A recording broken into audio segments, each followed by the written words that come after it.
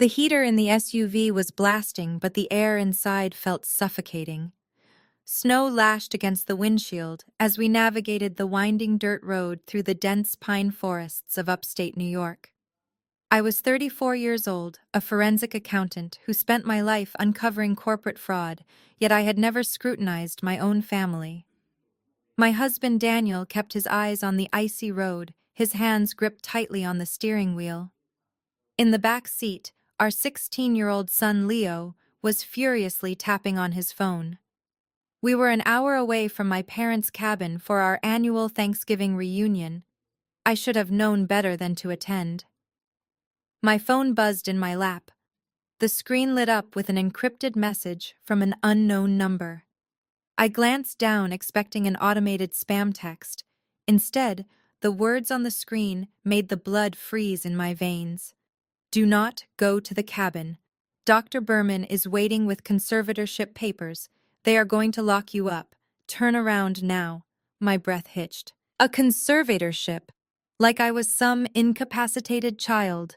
My parents Thomas and Diane had been acting strangely ever since I received my $12 million whistleblower reward 3 months ago. They had suddenly wanted to be involved in my life. Now I understood why. They did not want a relationship. They wanted control of my assets. And they had hired a corrupt psychiatrist to declare me mentally unfit. Turn the car around, I said, my voice barely a whisper. Daniel did not hear me over the howling wind outside. What was that, honey? We are almost there. Just another 40 miles. Panic surged through me. I reached over and grabbed his forearm. Daniel, turn the car around right now. We are not going. Daniel jerked his head toward me, startled by the sheer terror in my eyes. Madeline, what are you doing? I cannot just whip around on a one-lane icy road. Stop the car! I yelled, my voice cracking. I grabbed the steering wheel, pulling it sharply to the right. The SUV fishtailed. Daniel slammed his foot on the brakes. The heavy vehicle skidded across the black ice tires, screeching against the frozen asphalt before slamming into a snowbank. The engine sputtered and died. The sudden silence inside the car was deafening, broken only by our heavy breathing. Are you out of your mind? Daniel shouted, his hands shaking. We could have gone off the ravine. Before I could explain, a violent kick slammed into the back of my seat. I gasped, jolting forward. What the hell is wrong with you? Leo screamed from the back seat. His face was twisted in an ugly, unrecognizable rage. Start the car, Dad. We have to be there by 6. We cannot be late. I turned around, staring at the son I had given birth to at 18. The boy I had sacrificed everything for. His eyes were wide, frantic, darting between the dashboard clock and his phone. We are not going to the cabin, Leo, I said, trying to keep my voice steady, despite the adrenaline pumping through my chest. I held up my phone so Daniel could see the message. Look at this. My parents are setting a trap. They have a doctor waiting to put me on an involuntary psychiatric hold. If we walk through those doors, I am not walking out. Daniel read the text. The anger in his face instantly dissolved into horror. He looked at me, then at the desolate, snowy road ahead. He did not question me. He did not ask for proof. He simply reached for the ignition. Okay, we are going home. I am getting us out of here. He turned the key. The engine roared back to life. He shifted into reverse, ready to pull out of the snowbank and head back toward the highway. No, Leo roared. The sheer volume of his voice vibrated through the small cabin. It was not the voice of a disappointed teenager. It was the desperate shriek of someone whose massive payout had just been canceled. Before Daniel or I could react, Leo unbuckled his seatbelt and lunged forward over the center console. His heavy winter coat brushed against my face as he threw his entire body weight toward the steering column. His hands clawed desperately at the keys dangling in the ignition. Give them to me! Leo screamed, his elbow smashing into Daniel's jaw. You are ruining everything Grandpa promised me. The Tesla, he said. I just had to get you there. My heart stopped. The world around me seemed to shatter into a million jagged pieces. The text message had warned me about my parents, but it had not warned me about the most devastating betrayal of all.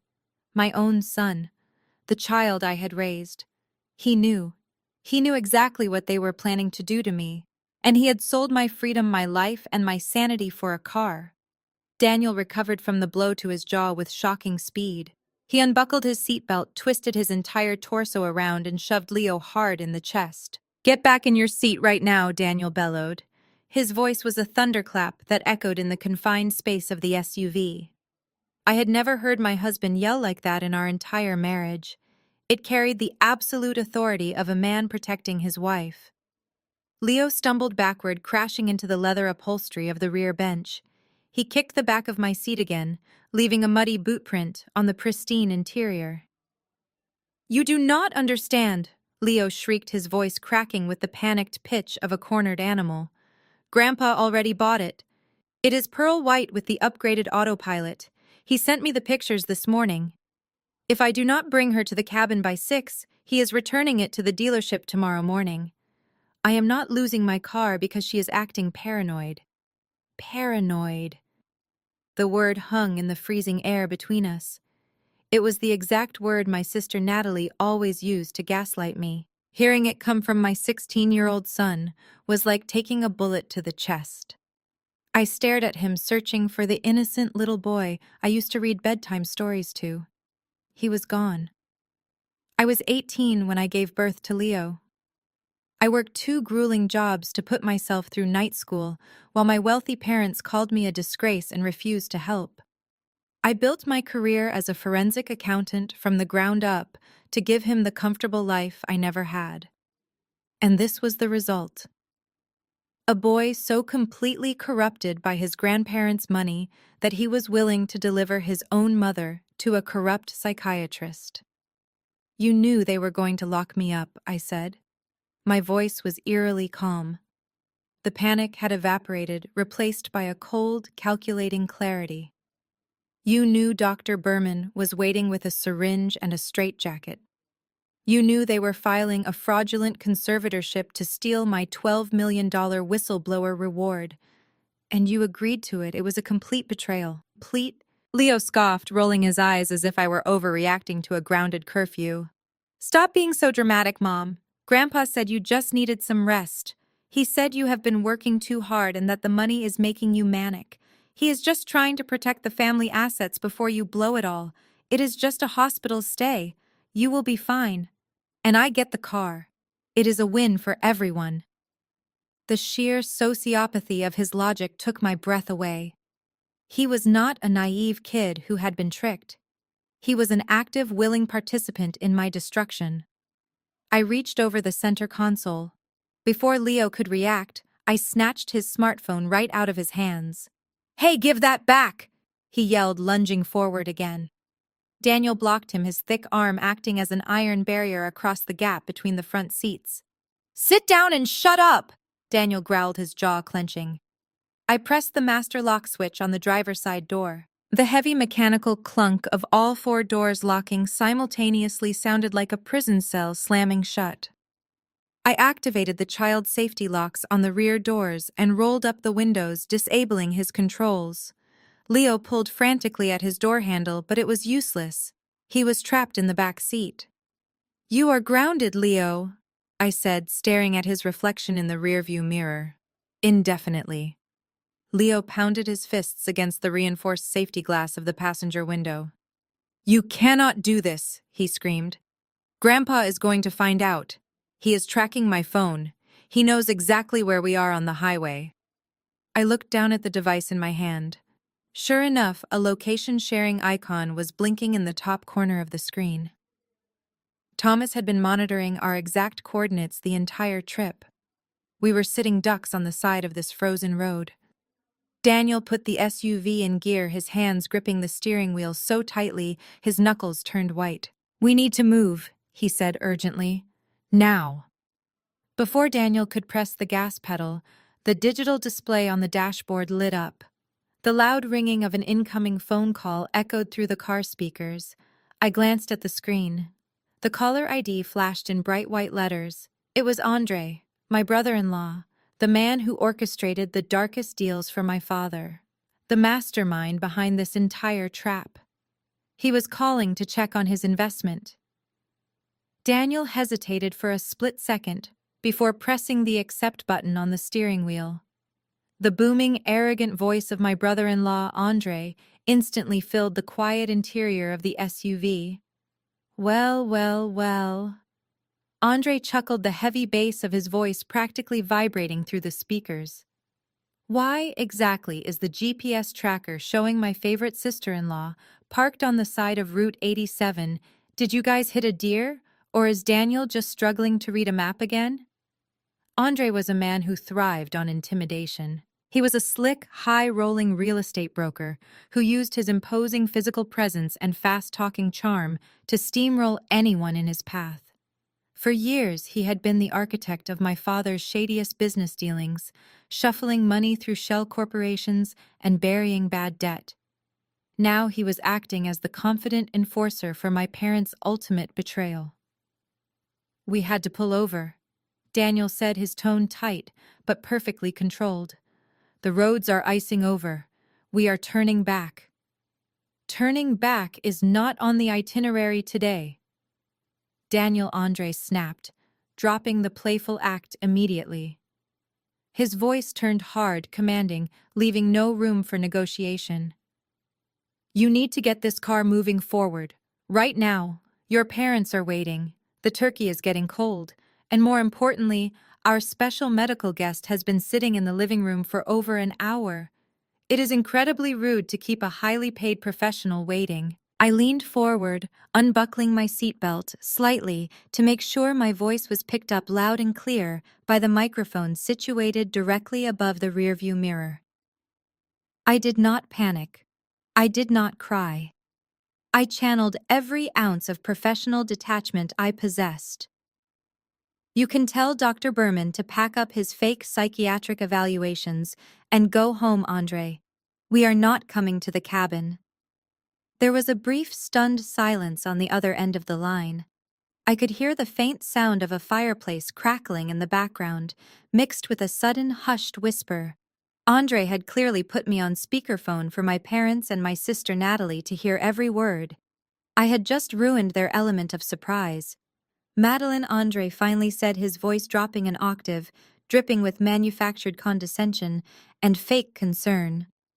You are sounding a bit paranoid. This is exactly why Thomas and Diane brought a doctor to the family reunion. You have been acting erratically ever since you got that massive whistleblower money. We are your family. We love you.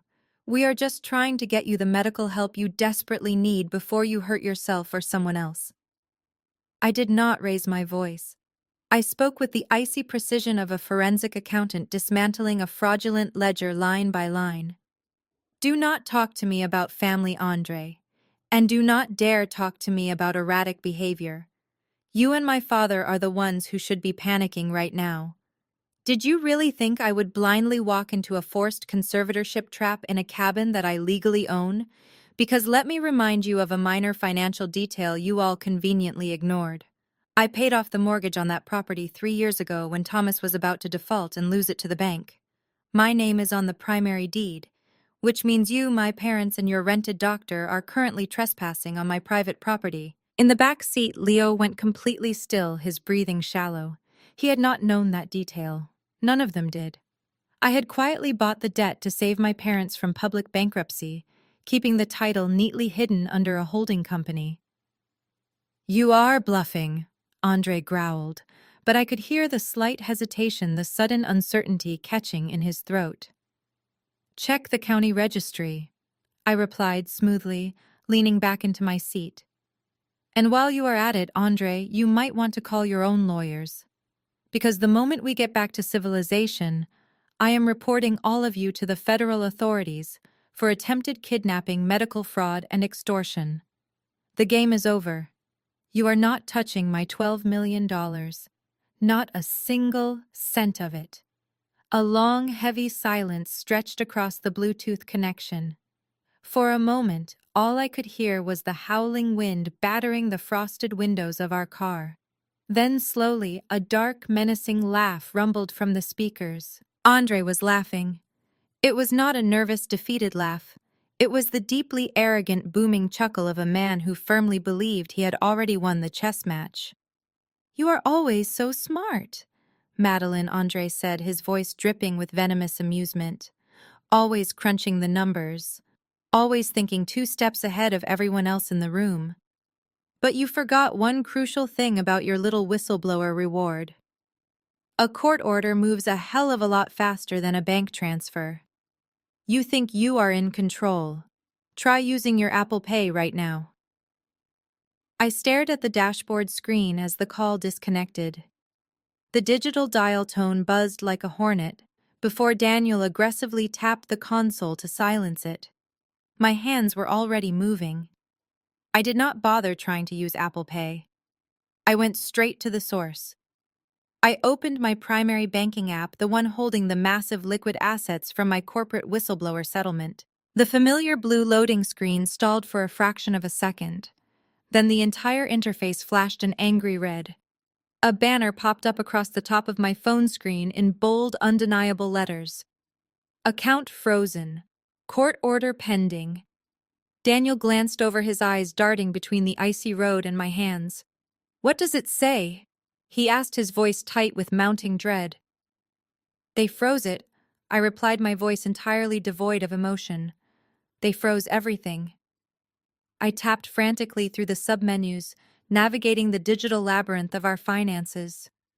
I tried to access my secondary checking accounts, my independent investment portfolios, and even the joint savings account Daniel and I shared. Denied. Denied. Denied. The automated notification at the bottom of the screen cited a temporary injunction under an emergency medical clause. My mind immediately raced through the legal loopholes. A standard civil lawsuit would take months to freeze an account of that magnitude, but an emergency psychiatric hold was entirely different. If Thomas and Diane had convinced a corrupt judge that I was experiencing a severe manic episode and that I was in immediate danger to myself and my financial estate, a judge could issue a temporary asset freeze within hours. That was exactly why they needed Dr. Berman waiting at the cabin. They had already filed the preliminary paperwork behind my back. They just needed me to walk through those doors so they could sedate me and make the fake diagnosis stick. They were weaponizing the very legal system I relied on for my career to completely neutralize me. A soft, mocking sound came from the back seat. It was a scoff heavily laced with teenage arrogance. I adjusted the rearview mirror to look at Leo. He was leaning back against the premium leather upholstery, his arms casually crossed over his chest, a smug smirk playing on his lips. "See, Leo," said, his tone dripping with fake sympathy that mirrored my sister Natalie perfectly. "You are stressing yourself out for nothing, Mom. Grandpa told me this would happen. He said your accounts would be paused just so you would not do anything crazy while you are sick. You should just go to the hospital. You can rest, take the medication they give you, and everything will go back to normal. Why do you always have to make everything so difficult for the family?" Daniel gripped the steering wheel so hard, the leather groaned under the pressure. "If you say one single word more, Leo, I swear I will pull this car over and leave you standing in the snow." Daniel warned, his voice, a low, dangerous rumble that commanded absolute silence. Leo simply rolled his eyes, utterly unbothered, insulated by the delusion that his wealthy grandparents had already won the war. But they had not won. They had severely underestimated the woman they were trying to cage. I did not burst into tears. I did not scream or lose my temper. The forensic accountant inside me took total control, viewing my treacherous family not as relatives, but as hostile corporate entities attempting a hostile takeover. I calmly locked my phone screen and tossed the useless device into the center cup holder. Then I reached down into the heavy leather tote bag sitting by my feet. I bypassed the standard work folders, my everyday tablet, and my makeup bag. My hand found the hidden waterproof zippered compartment stitched deep into the lining. I pulled out a solid black ruggedized laptop. There were no brand logos on the casing. It was a heavily encrypted offline machine I used exclusively for deep-dive financial audits involving dangerous cartels and corrupt executives. It was untraceable, completely air-gapped from standard networks, and invisible to any digital surveillance my brother-in-law might have hired. Daniel watched me power up the machine out of the corner of his eye. "What is that?" he asked. He had been married to me for 12 years, but he had never seen this specific piece of hardware. "This is the contingency plan," I said flatly, as the screen illuminated the dark cabin with a harsh white glow. The machine booted up, demanding a physical security key. I unclasped the silver pendant around my neck, extracted the hidden USB drive, and plugged it in. "Where are we going?" Daniel asked, hitting the turn signal to merge back onto the southbound interstate, putting miles between us and the cabin. "Do not take the exit for our house," I commanded, my fingers flying across the mechanical keyboard as I initiated a secure satellite uplink. "They know where we live.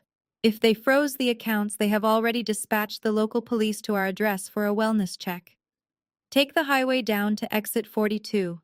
We are going to the safe house." The tires of the SUV hummed against the asphalt as Daniel pushed the speed limit, putting distance between us and the snow-covered nightmare we had just escaped. I did not look out the window. My eyes were glued to the harsh white glow of my encrypted laptop. I ran a specialized extraction script I typically reserved for corrupt CEOs trying to hide offshore accounts. Right now my target was much closer to home. I was breaching Leo's iCloud account. As a forensic accountant, I knew that people always left digital footprints, especially arrogant teenagers who thought they were invincible. Leo had used the same predictable password combination for years. Within 90 seconds, I bypassed the two-factor authentication by routing the confirmation code to a mirror application on my laptop. The screen populated with his recent data: photos, emails, and most importantly, his text message history. I clicked on the most active thread. The contact name was saved as Aunt Nat, Natalie, my older sister, the undisputed golden child of the family. Growing up, Natalie could do no wrong. She was the pristine, manipulative darling who spent our parents' money as fast as they could make it, while I was the scapegoat forced to work my way out of the mud. I scrolled to the top of the conversation from yesterday evening. My blood ran completely cold as I read the exchange. Natalie wrote, "Make sure she drinks it before you get to the mountain pass. The roads get bumpy, and we need her knocked out before she realizes where you are taking her." Leo responded, "I do not know how to get her to drink it. She always makes her own coffee." Natalie typed back, "I gave you the pills in the plastic bag. Crush them up with a spoon. When she gets out of the car to pump gas, just dump the powder into her travel thermos. It dissolves instantly. Do not mess this up, Leo. Grandpa already paid the deposit on the Tesla." I stopped reading. My hands hovered over the keyboard. Slowly, I turned my head and looked at the silver travel thermos sitting in the center console cup holder. I had taken a few sips of it right when we left the house, but the coffee had tasted unusually bitter, so I put it down. I reached for the thermos. My fingers felt numb against the cold metal. I unscrewed the lid and lifted it to my face. The smell hit me immediately. Beneath the rich aroma of dark roast coffee, there was a sharp medicinal odor, a distinct chalky chemical scent that burned the back of my throat just breathing it in. Daniel glanced over, his brow furrowed in confusion. "What is wrong? Why are you smelling your coffee?" I held the thermos out toward him. "Smell it." Daniel leaned over, keeping one eye on the road. He took a quick sniff, his face contorted in disgust. "What the hell is that? It smells like a pharmacy." "That is because our son spiked it," I said, my voice dangerously calm. I turned around to look at Leo. He was pressed hard against the back seat, his face completely drained of color. He knew he had been caught. They gave him heavy sleeping pills. I continued, my eyes locked on Leo. Natalie instructed him to drug me so I would be unconscious by the time we reached the cabin. They were not just going to ambush me.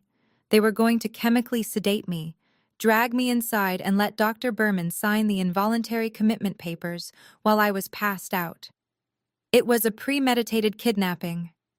Daniel slammed his fist against the steering wheel. The sudden violence of the movement made Leo flinch. "I am calling the police right now," Daniel roared, reaching for his phone. "This is a felony. We are putting them all in jail."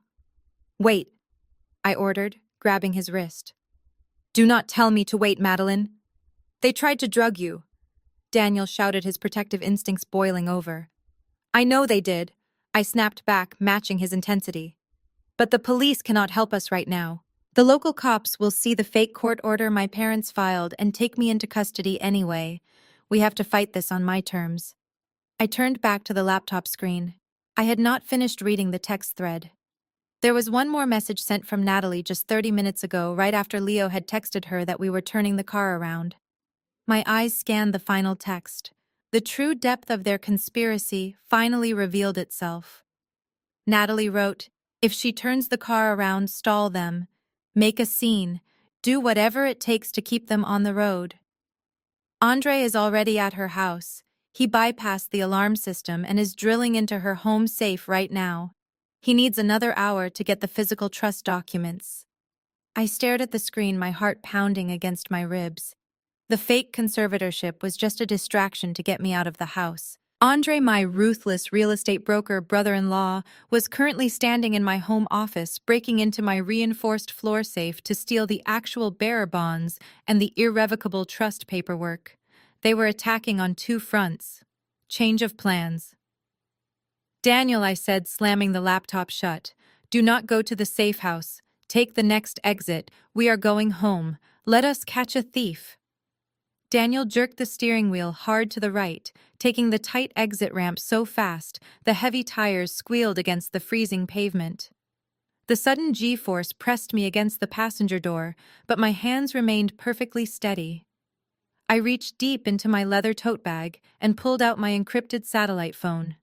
The regular cellular networks were compromised by my frozen personal accounts, but this line was entirely separate, strictly reserved for corporate warfare. I quickly dialed the direct unlisted number of my lead litigation attorney, Gregory. Gregory was a ruthless corporate shark. He billed $1,000 an hour and earned every single penny by destroying corrupt executives. He answered on the second ring, his voice crisp and completely alert, despite the national holiday. "Madeline," Gregory said, "tell me you are not calling to wish me a happy Thanksgiving. We have a hostile takeover in progress, Gregory," I replied, staring straight ahead at the snowy road illuminated by our bright headlights. "Thomas and Diane filed a fraudulent emergency psychiatric hold. They have a corrupt psychiatrist named Berman waiting at their upstate cabin to sign involuntary commitment papers. They managed to freeze my primary banking apps pending a court hearing." I heard a sharp intake of breath on the other end of the line. The sound of a heavy leather chair scraping against a hardwood floor followed immediately. Gregory was already moving to his command center. "Do you need an armed extraction team?" Gregory asked, his tone instantly shifting into battle mode. "I can have federal marshals at that cabin in exactly 40 minutes. I bypassed the cabin, I said coldly. "I am perfectly safe. But my family just crossed the final unforgivable line. I want to execute Protocol Orion, immediately." There was a heavy, loaded pause on the line. Even Gregory, a man who dismantled Fortune 500 companies for sport, took a second to process the sheer gravity of that command. Protocol Orion was a legal deadman switch we had meticulously designed 2 years ago. It was my ultimate insurance policy against the exact people who shared my DNA. Madeline, Gregory warned, his voice low and intensely serious. "If I trigger Orion, there is absolutely no undoing it. You are going to financially obliterate your father and your brother-in-law. The ensuing corporate tax liabilities alone will bankrupt both of them before the week is over." "Are you absolutely certain you want to deploy this?" "I have never been more certain of anything in my entire life," I answered without a shred of hesitation. When I bailed Thomas out of his massive commercial real estate debt 3 years ago, my parents smugly assumed I simply wrote a blank check out of dutiful familial obligation. They severely underestimated my profession. I did not just pay off their massive debts. I completely restructured their primary holding company, installing a ghost corporation I secretly controlled as the majority voting shareholder. I embedded a unilateral liquidation clause triggered automatically by any hostile legal action taken against my person. By filing that fake conservatorship to steal my whistleblower reward, my father had just handed me the legal authority to burn his entire financial empire to the ground. Liquidate it all, Gregory? I commanded, my voice echoing in the tense, confined space of the SUV. I want all their commercial properties sold to the holding group we have on standby. I want Andre offshore commission accounts drained and completely redirected to the blind charitable trust. I want their corporate credit cards canceled, their equity lines slashed to absolute zero, and their liquid assets frozen under the federal counterfraud statute. By the time they finish eating their Thanksgiving turkey, I want them to have absolutely nothing left but the clothes on their backs. Understood, Gregory said, the rapid, aggressive clacking of his mechanical keyboard filtering through the speaker. Protocol Orion is officially live. Give me 15 minutes to execute the irrevocable transfers. Keep your satellite phone on. I ended the call and tossed the heavy phone into the center console cup holder. In the back seat, Leo was thrashing violently against his locked seatbelt, his face a twisted mask of pure panic. You cannot do that, Leo screamed, kicking the back of Daniel's seat again. That is Grandpa Company, that is Andre money. You are illegally stealing from them. Daniel glared at him fiercely through the rearview mirror. Another single word from you, Leo, and you will be walking home in the snow. I turned around to face my son. It was never their money, Leo. It was a fragile house of cards built entirely on toxic debt and my quiet charity. They tried to steal my freedom to pay for their boundless greed. Now the bank is permanently foreclosing on their lives. I reached out and tapped the digital display on the dashboard. I canceled the route to the secure safe house Gregory had prepared for us. Instead, I rapidly typed in the address of our own home. The navigation system recalculated, showing an estimated arrival time of exactly 12 minutes. Step on it, Daniel, I said, buckling my seatbelt tightly across my chest. Andre bypasses residential alarm systems for a living, but that floor safe has a secondary titanium core. He is going to need heavy industrial tools to crack it. We are going straight home. Let us catch him red-handed. The drive back to our suburban neighborhood was a blur of icy roads and absolute silence inside the SUV. Daniel pulled onto our street, killing the headlights before we coasted into the driveway. The motion sensor floodlights did not activate. Someone had disabled them. I unbuckled my seatbelt and stared at our front porch. The custom mahogany front door was sitting slightly ajar. Jagged splinters of wood littered the welcome mat, a clear sign that a crowbar had been used to bypass the deadbolt. Daniel reached into the center console and grabbed the heavy metal flashlight he kept for emergencies. He looked back at Leo, whose sullen, terrified face was pale in the dim light. You walk right between us, Daniel whispered harshly. Do not make a single sound. If you try to warn them, I will personally march you to the police station tonight. Leo swallowed hard and nodded, stepping out of the car into the freezing wind. We moved up the walkway as quietly as possible. I pushed the ruined front door open. The house was pitch black except for a bright, harsh beam of light spilling out from the hallway. It was coming from my home office. We crept down the hardwood hallway. The acrid smell of burning metal and scorched carpet hit my nose before we even reached the doorway. I stepped into the frame and took in the scene. My brother-in-law Andre, still wearing his expensive tailored Italian suit, was on his hands and knees. Sweat poured down his face as he leaned his massive frame onto a heavy-duty industrial diamond drill.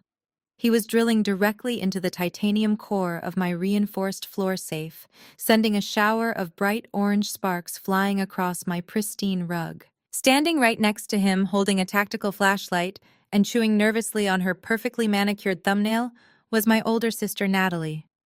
You are using the wrong drill bit, Andre, I said, my voice echoing loudly in the quiet house. Titanium requires a carbide tip. You are just dulling the blade. Andre jumped, ripping the drill away from the floor so fast the bit snapped loudly in the metal groove. Natalie let out a high-pitched shriek, dropping the flashlight on the floor. The beam rolled wildly before illuminating our shoes. Madeline. Natalie gasped, her hand flying to her chest. Her eyes darted frantically from me to Daniel holding the heavy flashlight, and finally to Leo standing silently behind us. The shock on her face lasted exactly 2 seconds before her lifelong training as the family manipulator kicked in. The panic completely vanished instantly, replaced by a mask of profound, agonizing concern. She rushed forward, her eyes welling up with fake tears. "Oh my God, Madeline, you are home!" Natalie cried out, reaching out as if she wanted to hug me. "Thank goodness you are safe. We were so incredibly worried about you. Thomas called us in a total panic. He said you drove away from the cabin and were having a severe mental breakdown on the highway. We rushed right over." I looked down at the industrial drill, the destroyed carpet, and the crowbar resting on my mahogany desk. "We were just looking for your medical records," Natalie continued without taking a breath, her voice trembling with manufactured emotion. "We knew you kept your important files in the safe. We just wanted to find your doctor information so we could get you the psychiatric help you so desperately need right now. We did it out of love." I stared at her, entirely unfazed by the performance. "You broke into my house with a crowbar and an industrial drill to find medical records," I asked coldly. "Do you really expect anyone to believe that pathetic lie? You are looking for the bearer bonds and the irrevocable trust paperwork. You needed the physical documents before the banks opened on Monday." Andre wiped the sweat from his forehead with the back of his sleeve. He dropped the heavy drill and stood up to his full 6'3" height, puffing out his chest. He realized the gaslighting was not working, so he immediately switched to physical intimidation. "Listen here," Madeline, Andre growled, taking a heavy step toward me. "You are going to open that safe right now, or things are going to get very ugly. Your accounts are frozen. You have no leverage here." Daniel stepped smoothly in front of me, raising the heavy metal flashlight just enough to make his intentions clear. "Take one more step toward my wife, Andre, and I will shatter your jaw," Daniel warned. Natalie snapped. Seeing her plan completely unravel, and seeing Leo standing there failing his one job to deliver me to the cabin, pushed her over the edge.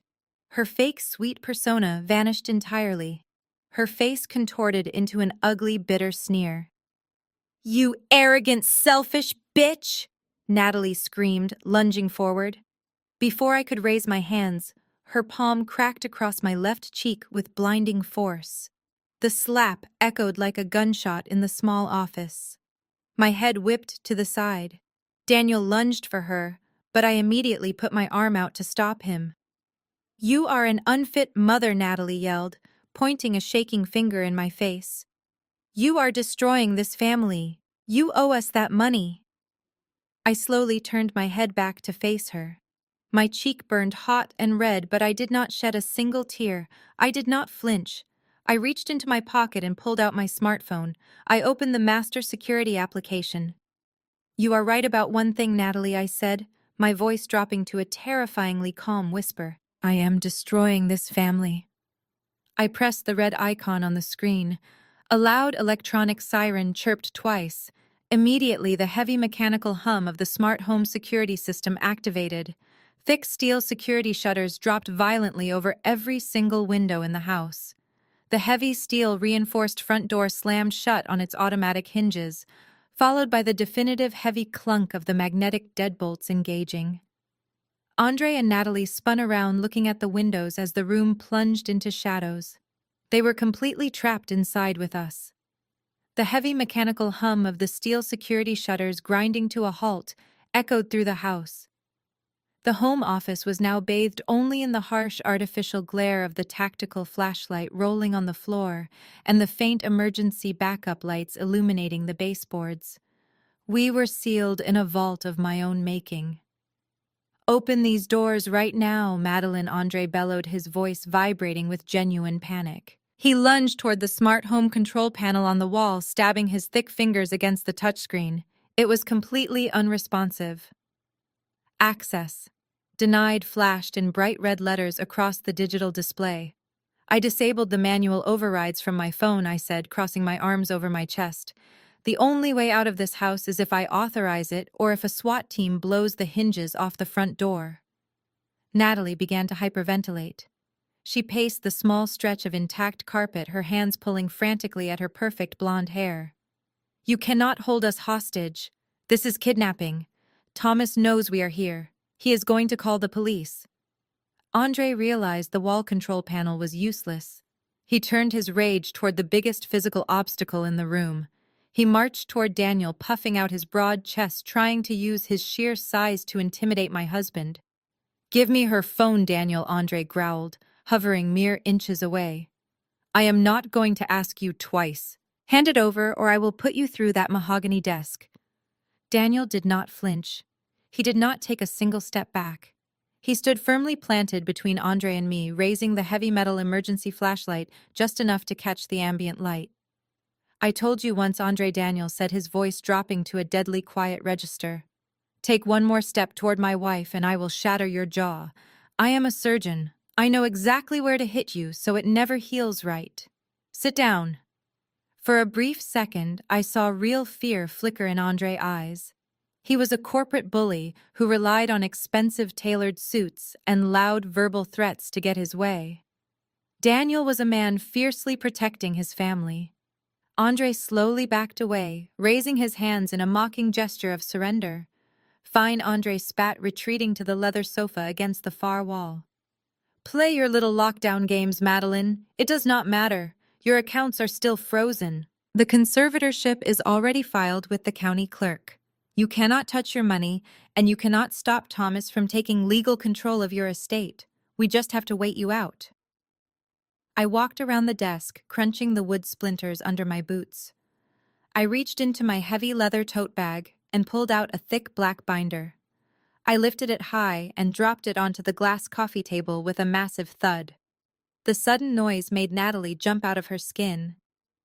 I am not trying to stop Thomas from taking control of my estate, I said calmly, staring directly at Andre.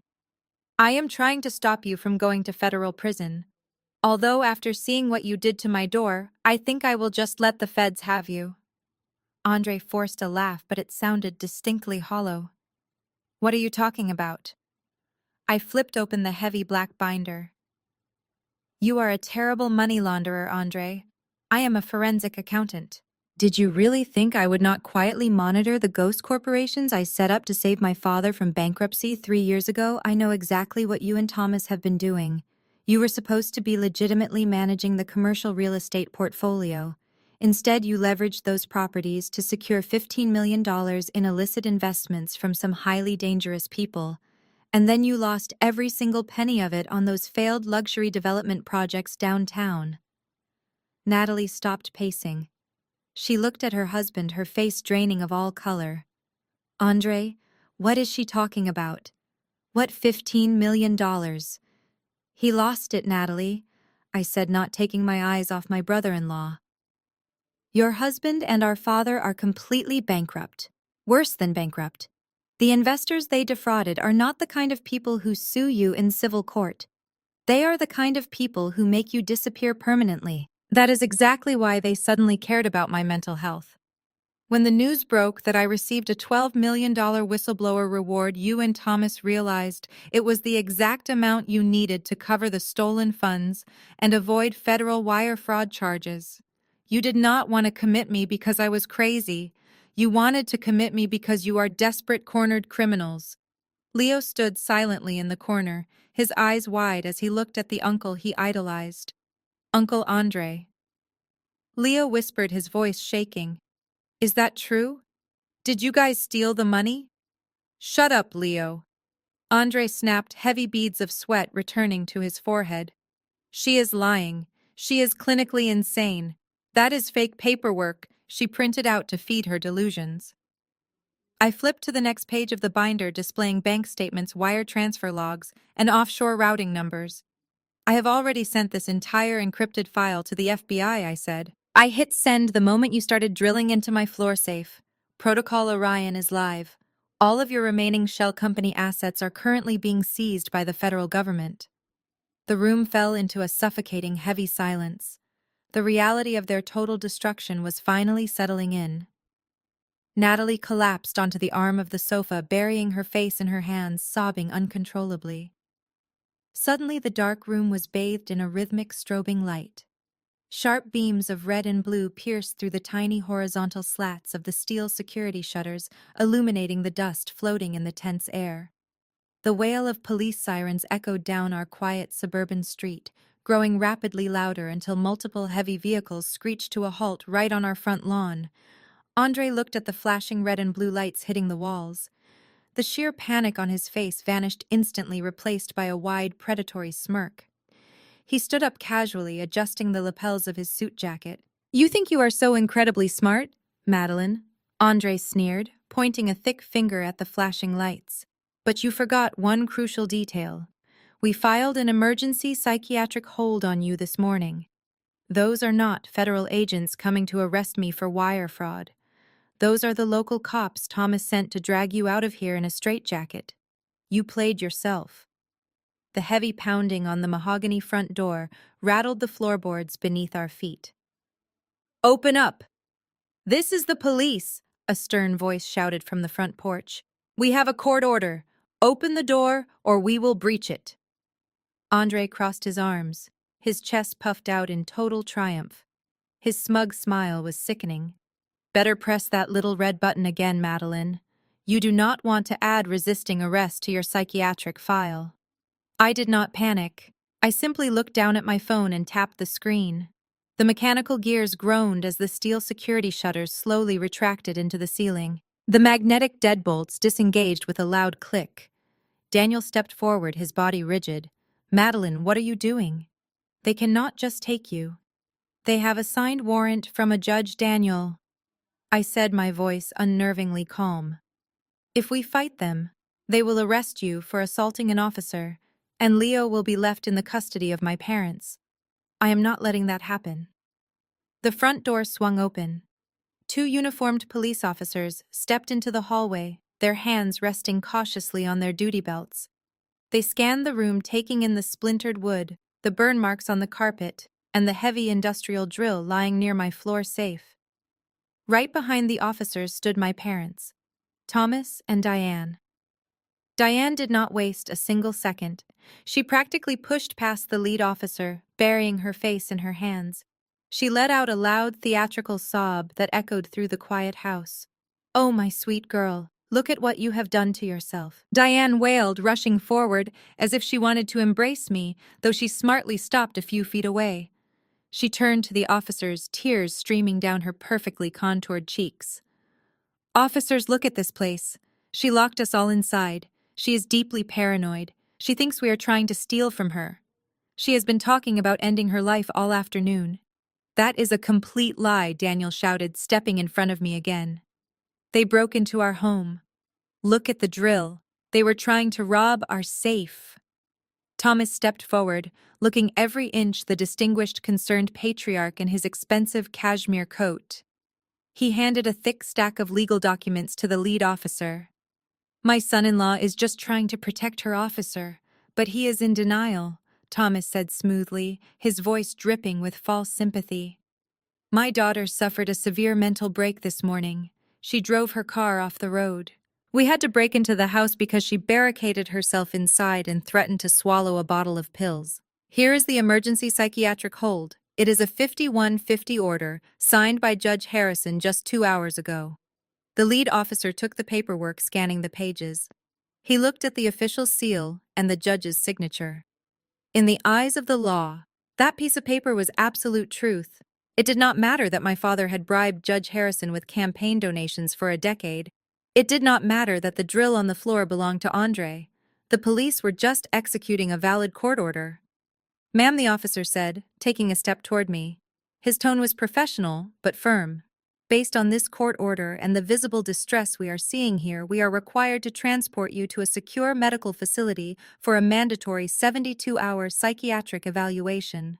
"She is not going anywhere," Daniel growled, planting his feet firmly on the ruined carpet. His hands curled into tight fists. "I am a doctor. She is perfectly sane. If you try to touch her, you are going to have to go through me." The second officer unclipped his handcuffs and rested his hand on his taser. Sir, back away. Do not make this a hostile situation.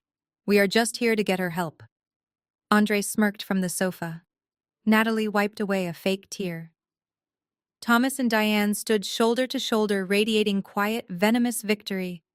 They had used the legal system to build a perfect cage around me. I reached out and placed my hand firmly on Daniel's chest. I could feel his heart hammering against his ribs. "Daniel, look at me," I said softly, forcing him to meet my eyes. "Stand down." "Madeline." "No," Daniel pleaded, his voice cracking with desperation. "I cannot let them do this to you." I said, "Stand down." I commanded, my tone shifting from soft to absolute iron. I gave him a knowing, icy look, ensuring he understood the unspoken message. The trap was set, but I was the one holding the trigger. I stepped around my husband and walked directly toward the officers. I held my chin high, my posture perfectly straight, and willingly extended my wrists toward them. "Do not fight them, Daniel," I said, staring right through my father's victorious smile. "Let them take me to Dr. Berman." The cold night air hit my face as the officers escorted me down the front walkway, the red and blue lights of the cruisers reflected off the fresh snow, casting long, erratic shadows across our manicured lawn. A private medical transport van, not a standard city ambulance, was idling near the curb. That was my first clue. Standard emergency psychiatric holds went to the county hospital. This was a completely privatized operation. Daniel stood on the porch, his hands clenched at his sides, fighting every instinct he had to tear the officers away from me. Leo peeked out from behind the splintered doorframe, his face pale and unreadable. I kept my eyes forward.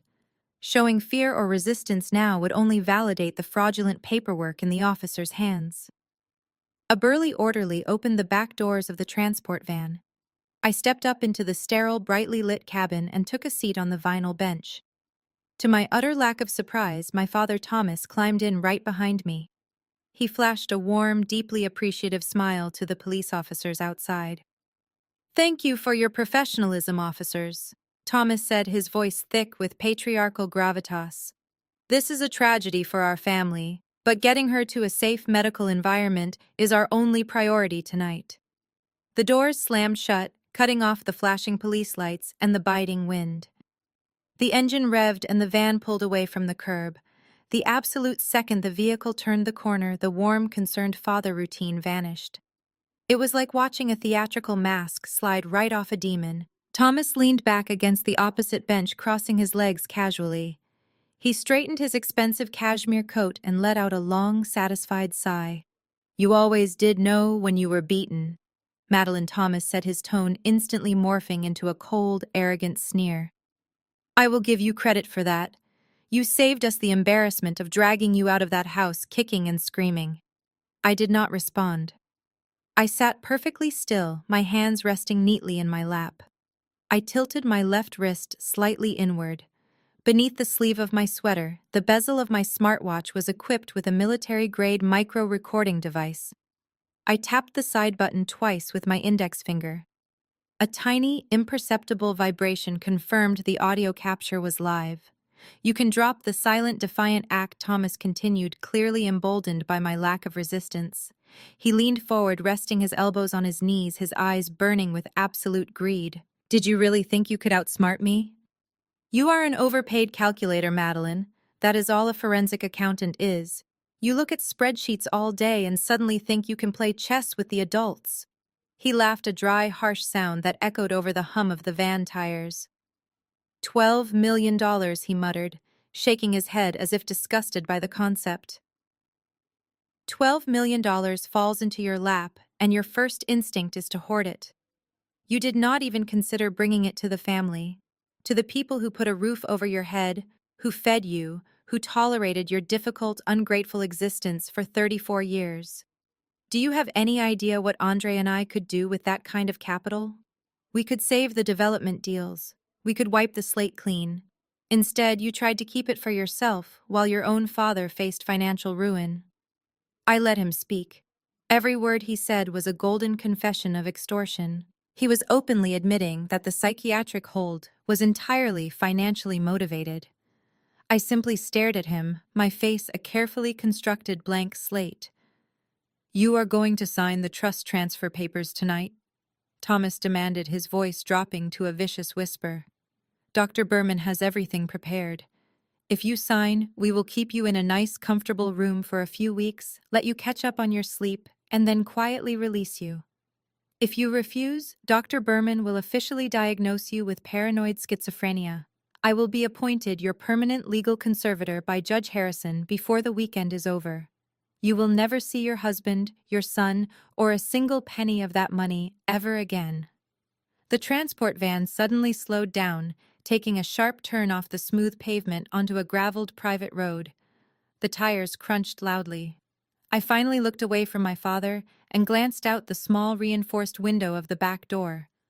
We were nowhere near the county hospital. We were deep in the forested hills outside the city limits. The van pulled up to a massive wrought iron gate. Beyond it sat a sprawling, ultra-modern facility, surrounded by high stone walls and discreet security cameras. It looked like a luxury spa, but the heavy, reinforced doors and barred windows gave away its true purpose. It was the Oak Ridge Behavioral Wellness Center. I instantly recognized the name from the shell company ledgers I had audited.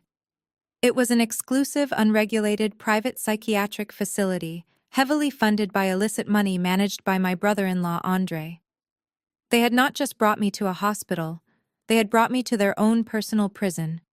The heavy iron security gates clanged shut loudly behind the transport van, sealing me inside. The intake process at Oak Ridge Behavioral Wellness Center was brutally efficient. 2 female orderlies escorted me into a brightly lit processing room. They handed me scratchy blue scrubs and pointed to a plastic bin. They confiscated everything: my leather boots, my cashmere sweater, my wedding ring, and the hidden satellite phone I slipped into my pocket before the police arrived. But they made one arrogant mistake. In their rush to process a wealthy patient, they barely glanced at the sleek smartwatch on my left wrist. It looked like a standard fitness tracker. They had no idea it was recording every breath they took. Once I was dressed in the humiliating hospital scrubs, a massive orderly gripped my arm and marched me down a sterile corridor smelling sharply of bleach. He shoved me into a small windowless room and locked the reinforced door. The room was chillingly bare. A thin, uncomfortable mattress was securely bolted to the floor alongside a single chair and a stainless steel table. The walls were padded with pale green vinyl. The absolute silence was designed to drive you slowly insane. I did not sit. I stood perfectly still, my breathing steady, my mind calculating every angle. I was a forensic accountant. I thrived in hostile environments. I just needed to wait for the main event. 10 minutes later, the deadbolt clicked open. Dr. Berman stepped into the room. He did not look like a traditional psychiatrist. He looked like a slick Hollywood producer. He wore a tailored navy suit, an expensive silk tie, and tortoiseshell glasses. He carried a sleek Italian leather portfolio and projected an aura of absolute condescending authority.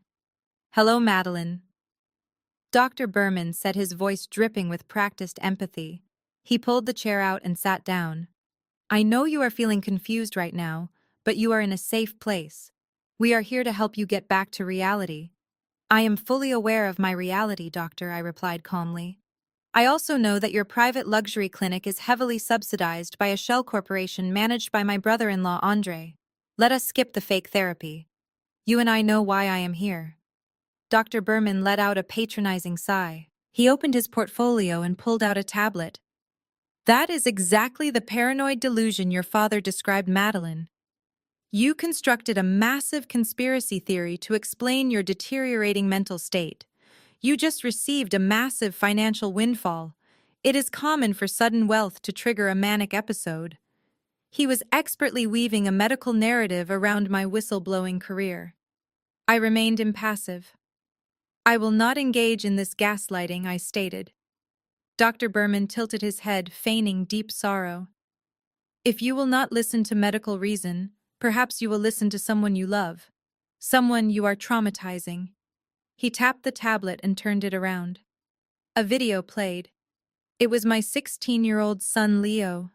He sat on the leather sofa in my parents' living room. His face was blotchy, his eyes red and swollen. Tears streamed down his cheeks. "She is completely out of control."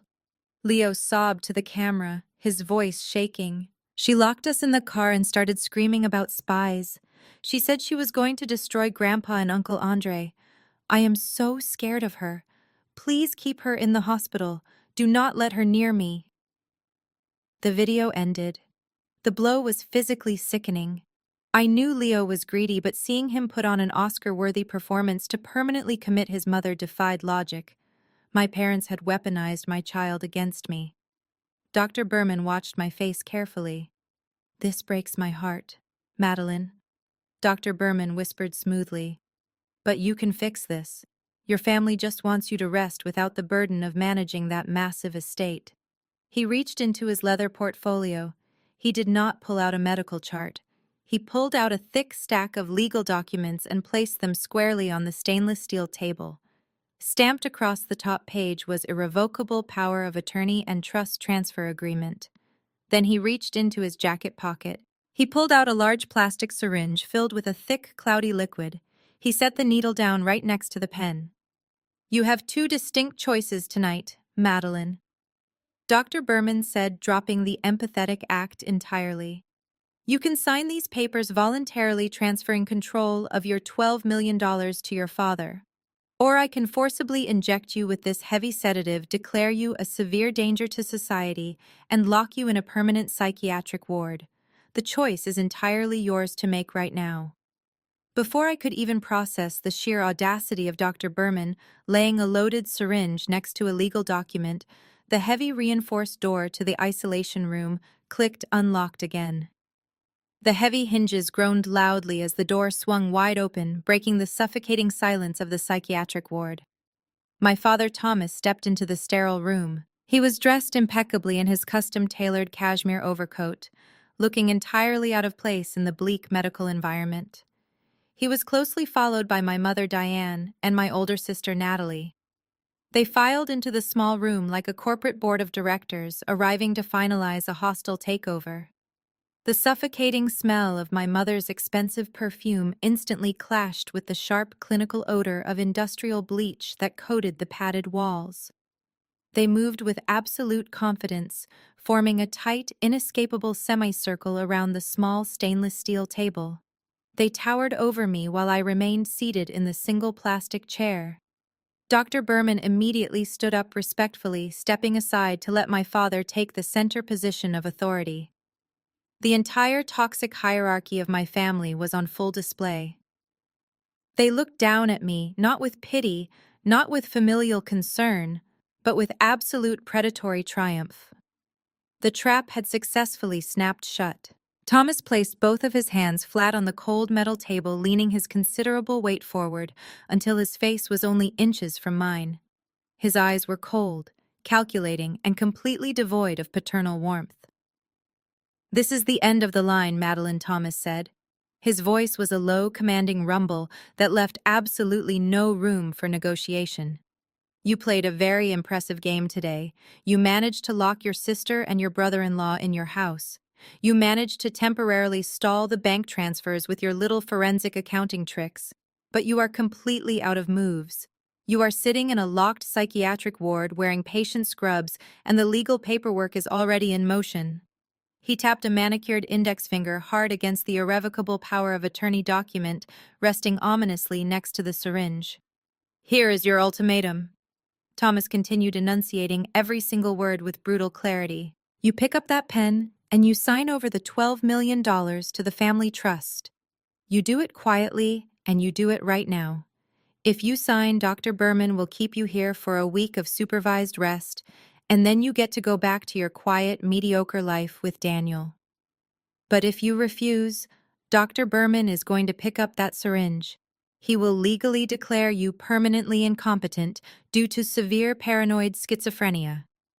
Natalie crossed her arms over her chest, a sickeningly sweet, victorious smile spreading across her face.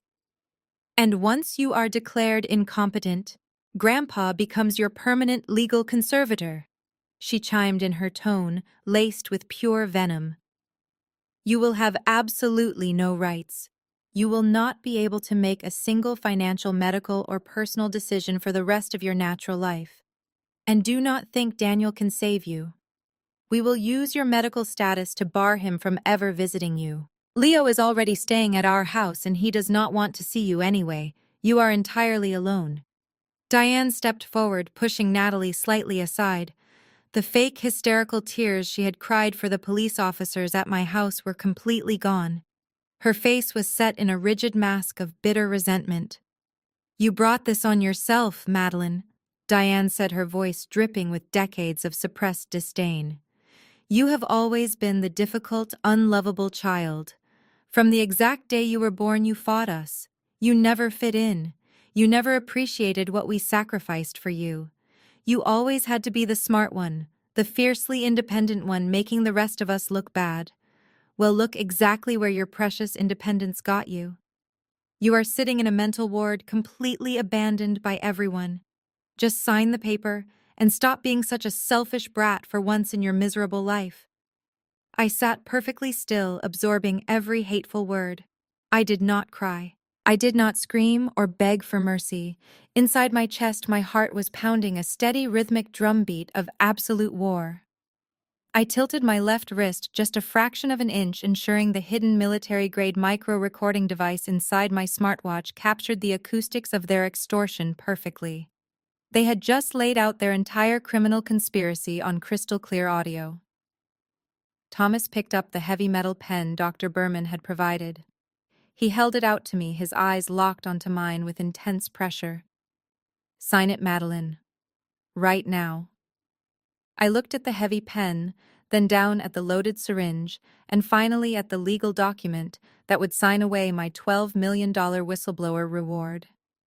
Slowly, deliberately, I reached my hand out. Thomas exhaled a sharp breath of relief. Natalie smirked at her mother.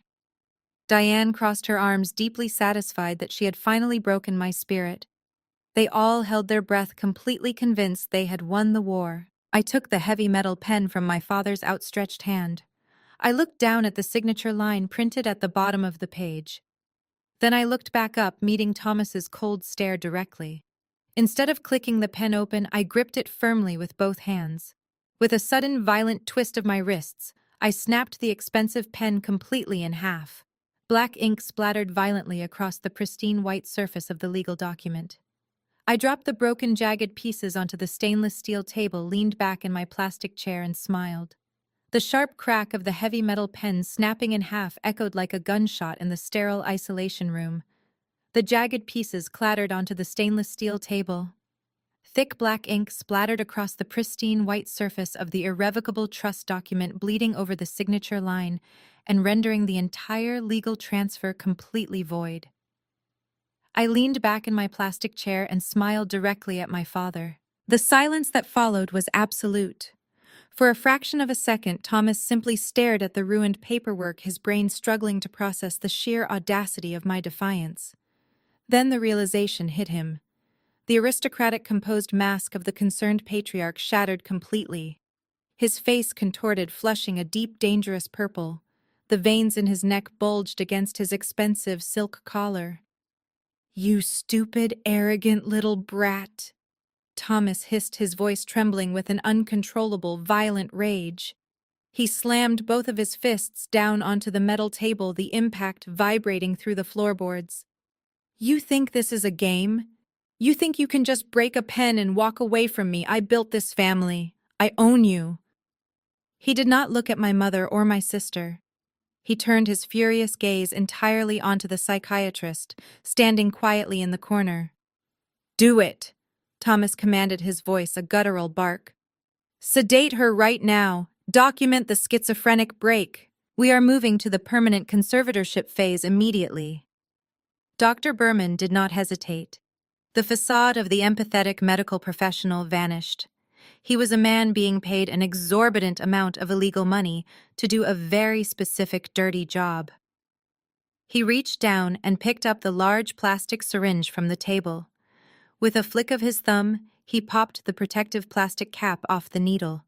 A single heavy bead of cloudy liquid welled up at the sharp tip, catching the harsh fluorescent light overhead. "We need to stabilize the patient," Dr. Berman said coldly, tapping a button on his radio. The heavy reinforced door immediately swung wider. Two massive heavy-set orderlies stepped into the small room. They wore thick rubber-soled shoes and standard blue medical scrubs, but their sheer physical size and aggressive posture made them look more like nightclub bouncers than healthcare workers. They moved with practiced, synchronized precision, immediately stepping past my parents to flank the stainless steel table. I did not panic. I did not scream for help. I knew exactly how soundproof these padded walls were. Instead, I stood up from the flimsy plastic chair. I took a slow, deliberate step backward, then another. I retreated steadily until my shoulder blades pressed firmly against the pale green vinyl padding of the back wall. There was nowhere left to run, but running was never part of my strategy. Natalie let out a cruel, mocking laugh from the doorway. "Look at her!" Natalie sneered, pointing a perfectly manicured finger at me. "She is finally terrified. It is about time you realized you are not the smartest person in the room, Madeline." I ignored my sister entirely. I kept my eyes locked on Thomas. I maintained a dead, unblinking stare that made my father physically uncomfortable. He shifted his weight, crossing his arms over his chest to mask his sudden, inexplicable unease. Dr. Berman stepped forward, holding the syringe up like a weapon. The two massive orderlies closed the distance, raising their thick arms, preparing to pin me against the padded wall. "5," I said aloud. My voice was crisp, clear, and carried absolutely no tremor of fear. Thomas scoffed loudly, rolling his eyes. "Listen to her. She is having a complete psychotic break. Just get the needle in her arm, doctor." 4. I continued my gaze, never leaving my father's face. I watched the slight twitch in his jaw, the creeping realization that I was not acting like a cornered animal. I was acting like a woman looking at a stopwatch. The orderlies lunged. 3, I said. The first orderly grabbed my left shoulder, his heavy fingers digging painfully into my collarbone. The second orderly grabbed my waist, using his sheer body weight to press me flat against the vinyl padding. They held me completely immobilized. I did not struggle. I did not waste an ounce of physical energy fighting men twice my size. 2, I stated firmly, ignoring the tight grip on my body. Dr. Berman stepped right up to me. He grabbed my right forearm with his free hand, turning my wrist to expose the soft skin of my inner elbow. He lowered the tip of the needle toward my vein. 1, I whispered. Dr. Berman gripped my arm tight and pressed the sharp tip of the needle against my skin. A massive, earth-shattering crash echoed through the quiet hallway outside. The sound was so violently loud that Dr. Berman physically jumped, pulling the syringe away from my arm. The reinforced door to the psychiatric room was suddenly and violently breached by a heavy steel battering ram. The thick metal hinges ripped straight out of the doorframe with a deafening screech, and the heavy door slammed to the floor. The heavy steel door slammed onto the linoleum floor with a concussive boom that sent a shockwave through the small room. A thick cloud of drywall dust plumed into the air, completely obscuring the hallway. Through the dense haze, half a dozen men wearing heavy tactical gear and dark windbreakers, emblazoned with the bright yellow letters FBI, flooded into the confined space. They moved with terrifying, overwhelming speed, completely shattering the suffocating silence of the psychiatric ward. "Federal agents, get down on the ground right now," the lead agent roared, his voice cutting through the ringing in my ears. He raised his weapon, sweeping the room with a blinding tactical flashlight.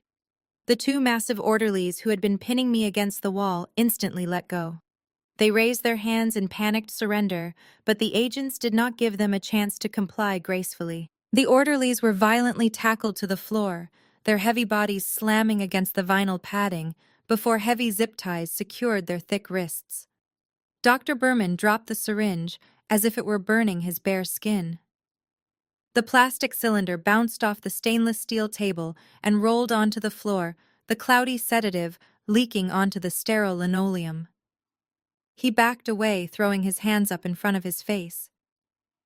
"I am a licensed physician," Dr. Berman stammered frantically, his slick Hollywood persona completely disintegrating. "You cannot do this. She is an unstable patient. I was simply administering necessary medical treatment." An agent grabbed Dr. Berman by the collar of his expensive navy suit, spun him around roughly, and slammed his face against the padded wall. The loud metallic sound of handcuffs clicking shut around the doctor's wrists echoed sharply. My mother Diane let out a piercing, hysterical shriek. She backed into the far corner of the room, throwing her hands over her face, as if trying to block out the reality of her collapsing world. Natalie stood completely frozen next to the stainless steel table. Her mouth was open in a silent scream of absolute terror. Her perfect blonde hair was dusted with white drywall powder. An agent grabbed her arm and ordered her to face the wall, and she immediately burst into pathetic, gasping sobs. Thomas was forcefully shoved backward by the lead agent. His back hit the padded wall with a heavy thud. The agent pinned him there, pressing a forearm firmly against my father's cashmere-coated chest. Thomas was gasping for air, his eyes wide with a mixture of disbelief and pure horror.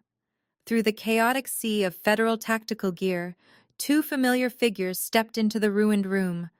Daniel rushed straight toward me. He ignored the armed agents, the screaming women, and the dust settling in the air. He wrapped his arms around me, pulling me into a fiercely protective embrace. "Are you hurt?" Daniel asked, his voice shaking slightly as he pulled back to check my arms for any sign of needle marks. "I am perfectly fine," I said, looking up at him and leaning into his warmth for just a second before stepping back. "I promised you I would not let them stick me." Right behind Daniel stood Gregory, my corporate litigation attorney. He looked entirely undisturbed by the violent tactical raid. He calmly straightened his silk tie, holding his sleek leather briefcase, and looked around the ruined psychiatric room with an expression of mild, calculated disgust. I brushed the white drywall dust off my blue hospital scrubs. I adjusted my posture, ensuring my spine was perfectly straight, and walked slowly across the small room. I stopped exactly 1 foot away from my father. The federal agent pinning him to the wall loosened his grip just enough for Thomas to turn his head and look at me. The aristocratic arrogance he had worn like a crown just 30 seconds ago was completely gone. His face was pale, slick with cold sweat.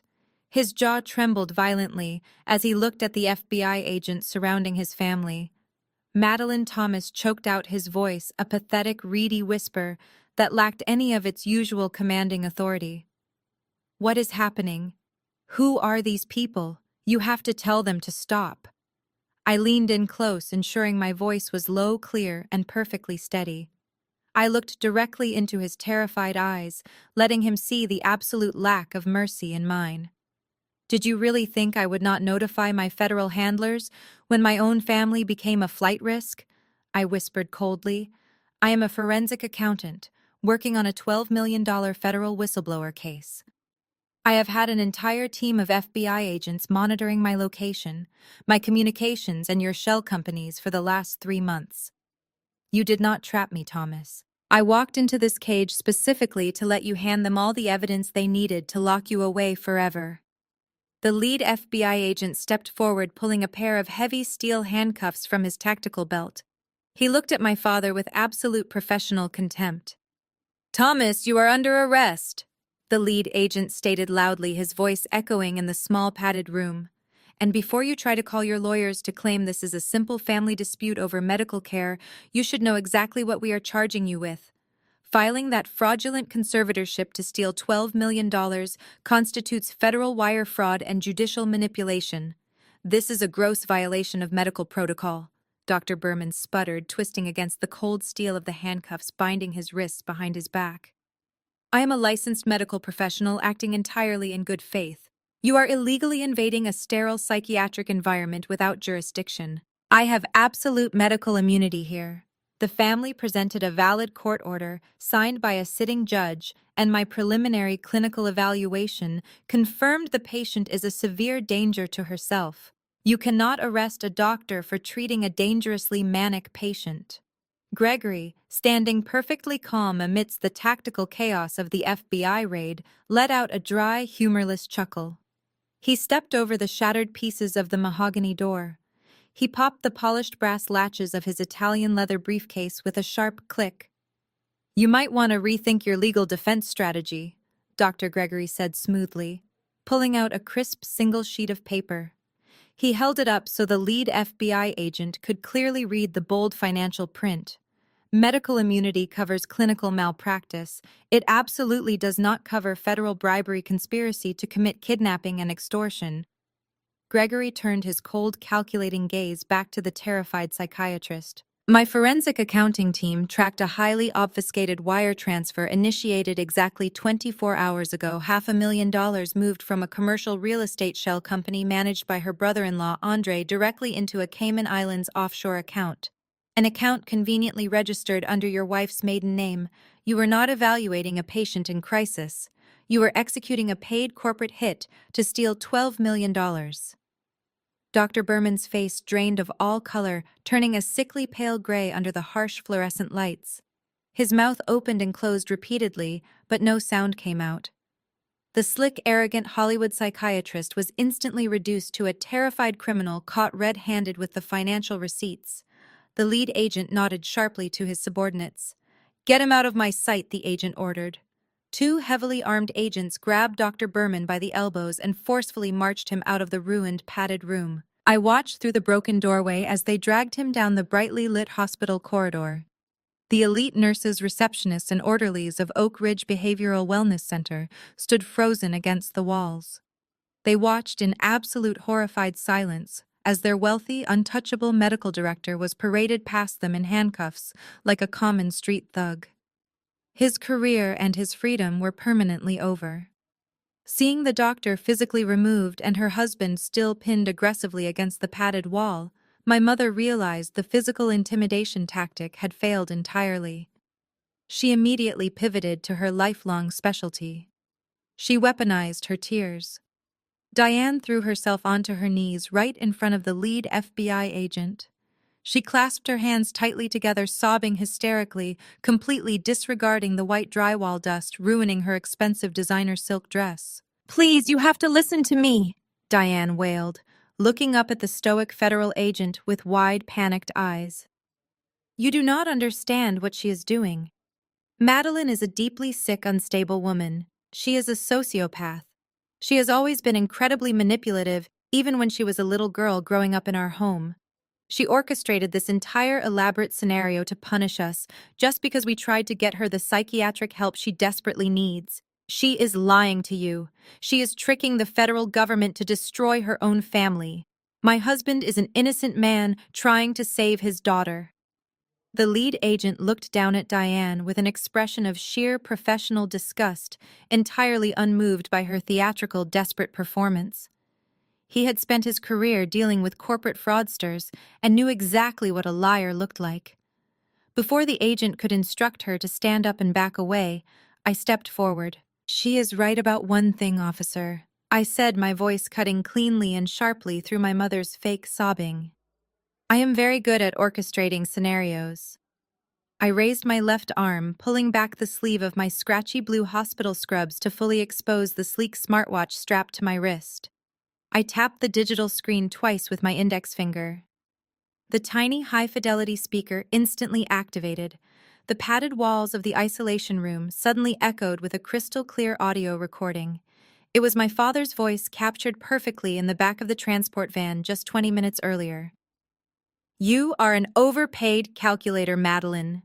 The recorded voice of Thomas sneered loudly, filling the room with undeniable proof. "You are going to sign the trust transfer papers tonight. If you sign, we will keep you in a nice, comfortable room for a week. If you refuse, Dr. Berman will officially diagnose you with paranoid schizophrenia. I will be appointed your permanent legal conservator by Judge Harrison before the weekend is over. You will never see your husband, your son, or a single penny of that money ever again." The sterile padded walls of the psychiatric clinic were quickly replaced by the cold, unforgiving concrete of a federal holding facility. The fluorescent lights overhead buzzed with a low, constant hum. I stood in the observation corridor, my arms crossed tightly over my chest. I had finally been allowed to change out of the humiliating blue hospital scrubs and was back in my own cashmere sweater and jeans. Daniel stood close beside me, his presence a steady grounding force. Gregory, my attorney, leaned against the wall, sipping a terrible cup of vending machine coffee with a look of immense satisfaction. We were looking through a large two-way mirror into interrogation room A. My father Thomas was seated at a bolted-down steel table. His custom cashmere coat had been confiscated, leaving him in a wrinkled button-down shirt. Without his expensive armor, he looked old, frail, and terrified. Across from him sat the lead FBI agent, casually flipping through a thick file of my forensic accounting reports. Thomas had always preached the absolute sanctity of family loyalty. Growing up, any perceived slight against the family name was met with harsh punishment. We were a unified front, he always said. But looking at him now, facing decades in federal prison, that unified front dissolved faster than a sugar cube in boiling water. "I need to make a deal," Thomas said, his voice trembling as he leaned across the steel table. "I am a victim here, Agent. You have to believe me. I did not mastermind this conservatorship." The lead agent raised an eyebrow, pausing his page turning. "You did not mastermind the plot to steal $12 million from your own daughter." "That is a bold claim, Thomas, considering your signature is on every single legal document we seized from the hospital. I was manipulated," Thomas pleaded, his hands shaking so violently they rattled against the table. "It was Andre, my son-in-law. He is a ruthless, predatory real estate broker. He completely mismanaged the commercial portfolio. He lost $15 million of investor capital, and those investors were threatening our lives. Andre came to me with the psychiatric hold idea. He convinced my wife and me that Madeline was actually sick. He hired Dr. Berman. He paid for the fake medical records. I just signed the papers because I was desperate to save my family from Andre's dangerous creditors. I am an innocent man pushed into a corner by a criminal." Daniel let out a low, disgusted scoff next to me. "He is throwing his own son-in-law under the bus without a second thought." "That is how narcissists operate under pressure," Gregory noted dryly, taking another sip of his awful coffee. "Loyalty is only useful to them when it serves their immediate needs. The second the ship starts sinking, they throw everyone else overboard to lighten the load." In interrogation room B, just a few yards down the hall, the scene was playing out quite differently. We moved to the next observation window to watch. Andre was pacing the small room like a caged tiger. He had ripped his silk tie off and unbuttoned his collar. He was sweating profusely, his massive frame radiating aggressive, nervous energy. When a junior agent walked into the room, Andre immediately stopped pacing and slammed his hands down on the table. "I want my lawyer," Andre barked, attempting to use his sheer physical presence to intimidate the federal agent. "I am not saying a single damn word until my counsel is present. You people have no idea who you are dealing with. I will sue this entire department for wrongful arrest." The junior agent did not flinch. He calmly pulled out a small portable digital audio player and placed it on the table. He pressed a single button. The audio from interrogation room A filled the small space. Thomas's desperate, trembling voice echoed clearly. "I was manipulated. It was Andre. He is a ruthless, predatory real estate broker. He completely mismanaged the commercial portfolio. He hired Dr. Berman. He paid for the fake medical records. I am an innocent man pushed into a corner by a criminal." The junior agent paused the recording. He looked up at Andre, his expression completely neutral. "Your father-in-law seems very eager to cooperate, Andre. He is currently drafting a full written confession detailing exactly how you orchestrated the entire wire fraud and extortion plot. The U.S. attorney loves cooperative witnesses. They usually get very lenient sentences. The mastermind, however, gets the maximum penalty." Andre stared at the digital audio player. The arrogant, untouchable real estate mogul completely vanished. His broad shoulders slumped, his eyes previously darting around the room with nervous energy suddenly locked dead ahead. The realization that the man he had committed federal crimes for had instantly betrayed him hit like a physical blow. His eyes widened, not with fear, but with an explosive, consuming rage. Andre leaned over the steel table, his massive chest heaving with every breath. He stared at the digital audio player as if it were a venomous snake. The realization that Thomas, the man he had idolized and committed federal felonies for, had completely abandoned him within minutes of being arrested, shattered any remaining illusions of family loyalty. Andre was a ruthless businessman, but he was also a survivor. He knew exactly how the federal system worked. The first person to talk was the only person who got to walk. "Turn that recorder back on!" Andre demanded, his voice dropping an octave to a deadly serious growl. He looked directly at the junior agent. "I want a formal proffer agreement in writing before I say another word. But I am telling you right now, Thomas is lying through his teeth to save his own miserable skin."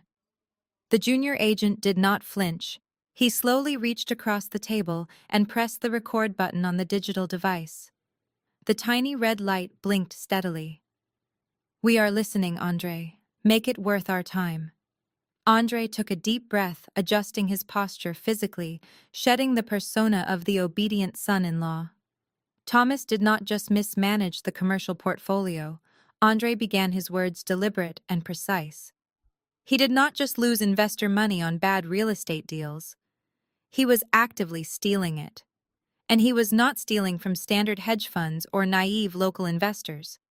He was embezzling funds from a shell company affiliated with the Sinaloa cartel. Through the two-way mirror, Daniel let out a sharp gasp. I felt a cold chill run down my spine.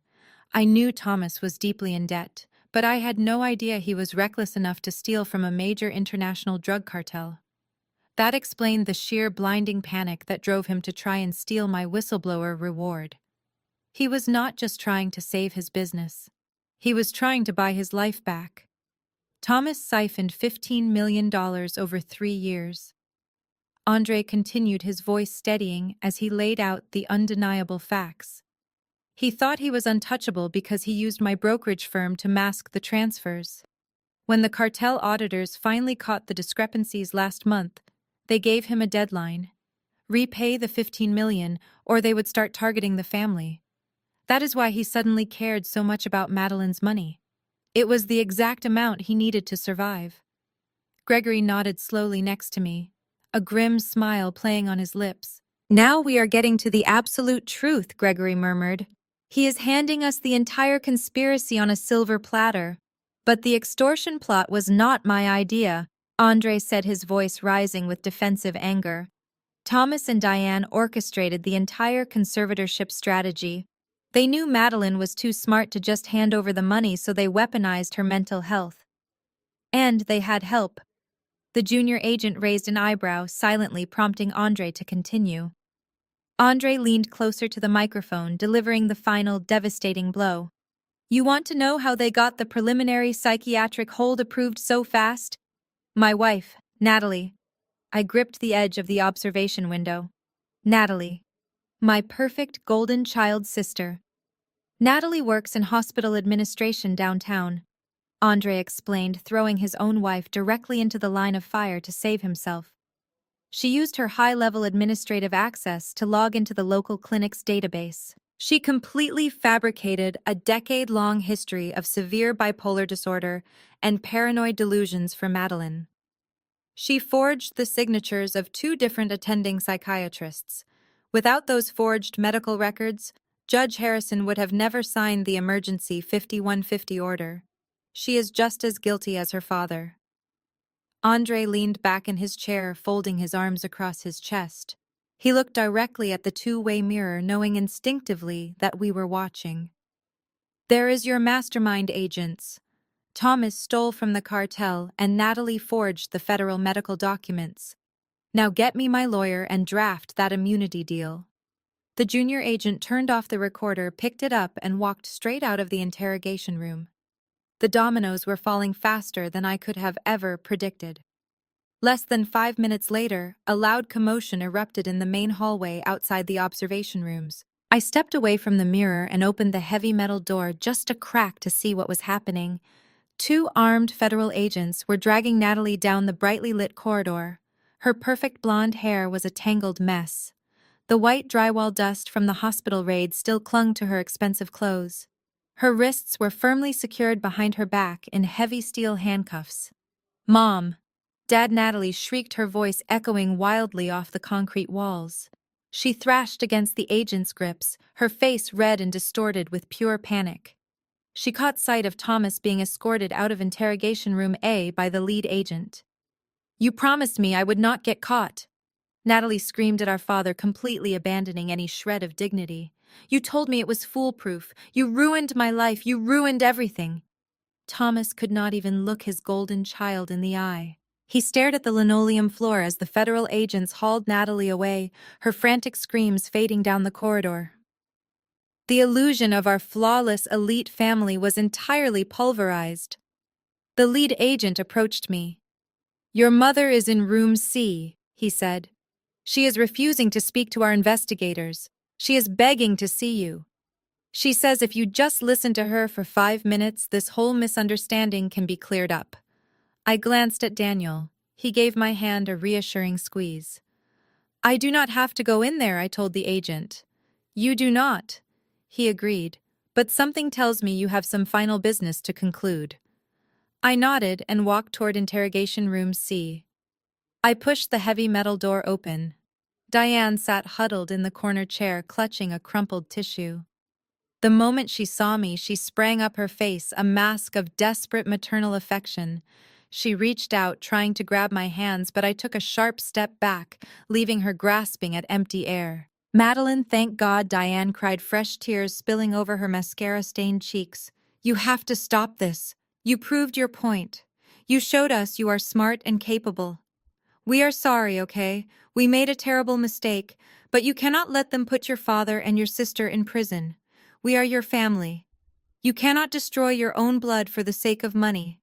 Please tell the agents you want to drop the charges. For the sake of family." I stood perfectly still, letting her hollow words hang in the cold, sterile air of the interrogation room. I looked at the woman who had given birth to me, searching for any trace of genuine remorse. There was none. She was just a cornered predator playing the victim. "For the sake of family," I repeated softly, tasting the absolute bitterness of the phrase. "You do not even know what that word means, Diane." I did not raise my voice, but the sheer coldness of my tone made her flinch. "For 30 years you used that word as a weapon to keep me in line. Family meant I had to endure your constant criticism. Family meant I had to work 2 jobs to feed my son while you bought Natalie a luxury sports car. Family meant I was supposed to quietly absorb every insult and every blatant act of favoritism just to keep the peace in your fake household." Diane opened her mouth to interrupt, but I held up a hand, silencing her instantly. "You did not see me as a daughter," I continued, my voice gaining a razor-sharp edge. "I was your designated scapegoat. You needed someone to project all your failures onto so you could pretend you were a perfect mother. And when I succeeded, despite your sabotage, when I built a career and acquired wealth, you could not stand it. You decided my success belonged to you. You conspired to have me drugged, kidnapped, and locked in a psychiatric ward for the rest of my life. You handed a corrupt doctor a syringe to erase me from the world." "Madeline, we were just scared about the cartel debt," Diane pleaded, retreating a step. "Your fear does not excuse your evil," I snapped. "You chose money over my life. Do not stand there and invoke the concept of family to save yourselves from the consequences of your greed. I am not dropping a single charge.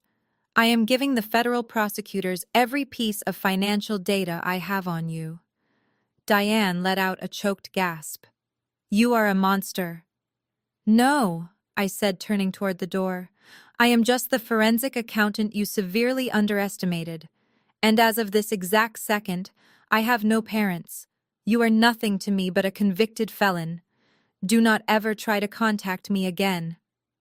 I walked out of the room and let the heavy door slam shut, sealing her inside with the ruins of her life. Daniel was waiting for me in the hallway.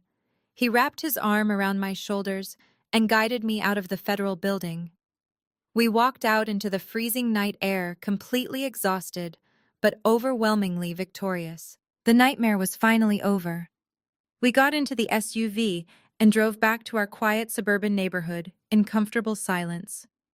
We pulled into the driveway, stepping over the frozen ruts our tires had made earlier that chaotic evening. I just wanted a hot shower and a full night of sleep. Daniel pushed open the splintered remnants of our front door. We stopped dead in our tracks. The house was in total shambles. The destruction went far beyond the burn marks by the safe.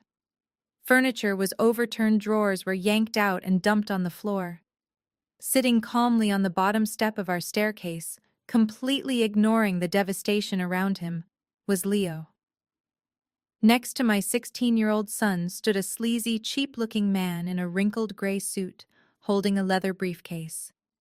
Leo looked at me with an arrogant, unrepentant smirk. "Mom, meet my lawyer," he said. The man in the wrinkled gray suit stood up, brushing imaginary dust off his lapels. He had the unmistakable, slick, predatory aura of a strip mall attorney who made his living feeding off family trauma. He stepped forward, crunching over the shattered wood of my front door, and extended a clammy hand. "My name is Mr. Higgins," the man said, offering a smile that did not reach his cold eyes. "I represent your son Leo." I did not take his hand. I looked from Higgins to Leo. My 16-year-old son was sitting comfortably on the staircase of our completely destroyed home. He was not crying. He was not in shock. He was not apologizing for conspiring to drug me or for watching his uncle drill into my floor safe. Instead, he was looking at me with the exact same arrogant, entitled smirk my father had worn just hours earlier in the psychiatric ward. The narcissistic rot of my family had infected him completely, rewriting his reality to make him the ultimate victim. "Get out of my house!" Daniel growled, stepping forward. His hands were balled into tight fists, his broad shoulders tensed for a physical altercation. "Both of you, right now. I am not going to tell you again." Higgins quickly retracted his hand, pulling a thick manila envelope from his cheap leather briefcase. He held it out toward me like a shield, retreating half a step to put distance between himself and my husband. "I would not advise any hostile actions," Dr. Higgins said smoothly, his voice dripping with practiced legal caution. "We are here on official business. Consider yourself served, Madeline." I did not reach for the envelope. I let it fall from his fingers, watching it hit the ruined carpet with a soft thud. "What is this, Leo?" I asked, keeping my voice perfectly flat and entirely devoid of the maternal warmth he was accustomed to exploiting. Leo stood up casually, slipping his hands into the pockets of his designer jeans. "Those are my emancipation papers, Mom," he said, his tone dripping with teenage condescension and unearned superiority. "I am legally separating from you. You are completely unstable. You locked me in a car on the highway. You sent my own grandparents to a federal prison. You created a toxic, unsafe living environment, and I am absolutely not going to endure your emotional abuse for another 2 years until I turn 18. The sheer audacity of his words literally took my breath away for a fraction of a second. He was perfectly weaponizing the exact therapy buzzwords my sister Natalie always used to justify her horrible behavior. He had learned from the absolute worst. "You think this is an unsafe living environment?" I asked, pointing a steady finger around the ruined living room. "Your uncle and your aunt did this. They broke in with heavy machinery to steal my money. And earlier today you actively tried to slip crushed sleeping pills into my coffee so a corrupt doctor could lock me in a padded cell. You tried to drug your own mother, Leo. You aided an extortion plot." Leo rolled his eyes, utterly unrepentant and profoundly detached from reality. "Stop playing the victim, Mom. Grandpa told me to do that. He said you were acting crazy and needed to go to the hospital so you would not blow the family money on stupid things. I was just trying to help the family. But since you decided to be selfish and ruin everything for everyone, I have to look out for myself now. I deserve a fresh start away from your drama." Higgins cleared his throat loudly, adjusting his cheap, poorly tied necktie to draw the attention back to himself. "My client has suffered immense psychological trauma today, Madeline. Witnessing your highly erratic behavior, being forcibly detained in a moving vehicle against his will, and suffering the sudden traumatic loss of his entire extended family support system. We are filing for immediate legal emancipation through the family court system. I stared at the sleazy lawyer, my forensic accounting brain immediately calculating the angle. And what exactly does that mean for me financially? Mr. Higgins? Higgins smiled widely, revealing slightly yellowed teeth. It means my client is entitled to his fair share of your estate to ensure his current quality of life is maintained throughout his transition to adulthood. He is formally requesting half of your total liquid assets. Daniel let out a sharp, incredulous laugh that echoed in the hallway. Half? Are you completely out of your mind? He is a teenager who just participated in a federal crime. He is not getting a single dime from us. Higgins ignored my husband entirely, keeping his predatory, calculating gaze locked directly on me. We know all about the $12 million whistleblower reward, Madeline. We know it is currently frozen due to the psychiatric hold your parents filed. But once that hold is lifted, you are going to be a very wealthy woman. Higgins took a confident step closer, lowering his voice into a conspiratorial, threatening whisper. Family court is incredibly messy, Madeline. It is highly public, it is exhausting, and family judges tend to look very poorly on wealthy mothers who send their own parents to federal prison. It makes you look ruthless and vindictive. If we go to a public trial, my client will testify under oath about the toxic environment you created. The media will have a field day with your new fortune and your broken family. He tapped his leather briefcase, confidently raising his eyebrows. But we absolutely do not have to do that. Since you have $12 million coming your way, it would be much cheaper and significantly quieter for you to just settle this out of court right now. Give Leo a $2 million payout to establish his independent life and hand over the keys to the new Tesla his grandfather promised him. You write the check tonight, and we walk away forever. Higgins stood there holding his cheap leather briefcase, waiting for me to explode. He expected me to scream, to cry. Family court lawyers thrive on high-emotion outbursts because it makes their wealthy targets desperate to settle quickly to avoid public embarrassment. But I was not a standard target. I was a forensic accountant who had just dismantled a massive money laundering scheme before dinner. I did not get angry. I did not even raise my voice. I simply walked past Mr. Higgins crunching over the splintered wood of my ruined front door and moved into the center of the devastated living room. I found one of the few pieces of furniture Andre had not managed to completely overturn, a heavy leather armchair, and sat down calmly.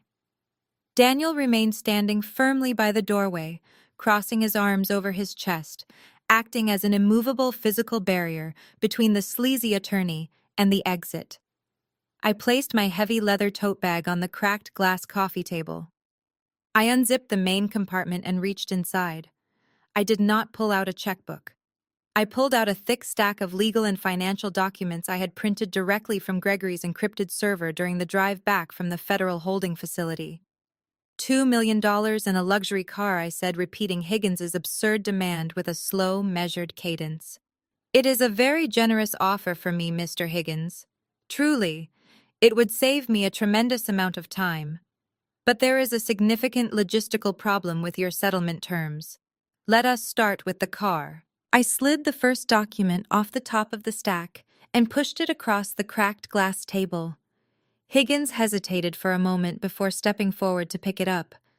He adjusted his wrinkled suit jacket and scanned the top of the page. His professional, predatory smirk faltered almost instantly. What exactly is this? Higgins asked, his voice losing its confident edge. That is a certified copy of a federal police report filed approximately 45 minutes ago. I explained smoothly, leaning back in the leather armchair. You see, Thomas did not purchase that beautiful pearl-white Tesla Model 3 with his own money. He has not had any legitimate liquid capital for years. He bought that vehicle using a stolen corporate credit card tied directly to the commercial real estate firm he was actively embezzling from. The purchase was entirely fraudulent from the start. Leo shifted uncomfortably on the staircase. His arrogant posture began to slip entirely. What are you talking about? Grandpa sent me the digital receipt. The car is fully paid off. It is sitting at the dealership waiting for me. It is fully paid off with stolen funds, Leo. I corrected him, my eyes locking onto his pale face. Which makes the vehicle stolen property. And because the federal government is currently seizing every single asset tied to your grandfather's shell companies under the RICO Act, that car is officially federal evidence. The police are not delivering it to you tomorrow morning. They are currently on their way to the dealership with a flatbed tow truck to permanently impound it. Leo gripped the wooden banister tightly. No, he stammered, his voice cracking. No, that is my car. I earned it. I did what he asked me to do. You certainly did, I agreed coldly. And that brings me to the second page of that police report, Mr. Higgins. You might want to read the highlighted section at the very bottom. Higgins flipped the page with trembling fingers, his eyes darting across the text. A thin sheen of sweat broke out on his forehead. Because my son actively participated in a premeditated extortion plot to secure that vehicle, I continued ensuring every single word landed like a physical blow. The federal investigators have listed him as an accessory to receiving stolen goods. Your client is 16 years old, Mr. Higgins. He was an active participant in a conspiracy that involved wire fraud, kidnapping, and the illegal use of heavy sedatives. If you file those emancipation papers in a public family court tomorrow, you will not be securing a $2 million payout. You will be handing the local prosecutor a signed confession that your client is a willing accomplice to a federal felony. The absolute silence in the ruined living room was deafening. The complete evaporation of Leo's smugness was instantaneous. The arrogant, entitled teenager who thought he had outsmarted his mother was gone. In his place sat a terrified boy trembling on the staircase, suddenly realizing that his wealthy grandparents had not handed him the keys to a luxury car. They had handed him a one-way ticket to a juvenile detention center. Higgins swallowed hard. He looked at the federal police report, then looked back at me. He was a bottom-feeding attorney, used to dealing with bitter divorces and petty custody disputes. He was utterly unprepared to walk into the middle of a massive federal racketeering investigation. Now that we have established that the Tesla is completely off the table, I said, maintaining my absolute icy composure. Let us discuss your demand for half of my $12 million estate. I reached into the stack of paperwork resting on the cracked glass. I pulled out a thick, heavy document bound in dark blue legal backing. I slapped it firmly onto the coffee table. I slid the official trust fund documents across the table directly toward Leo's lawyer.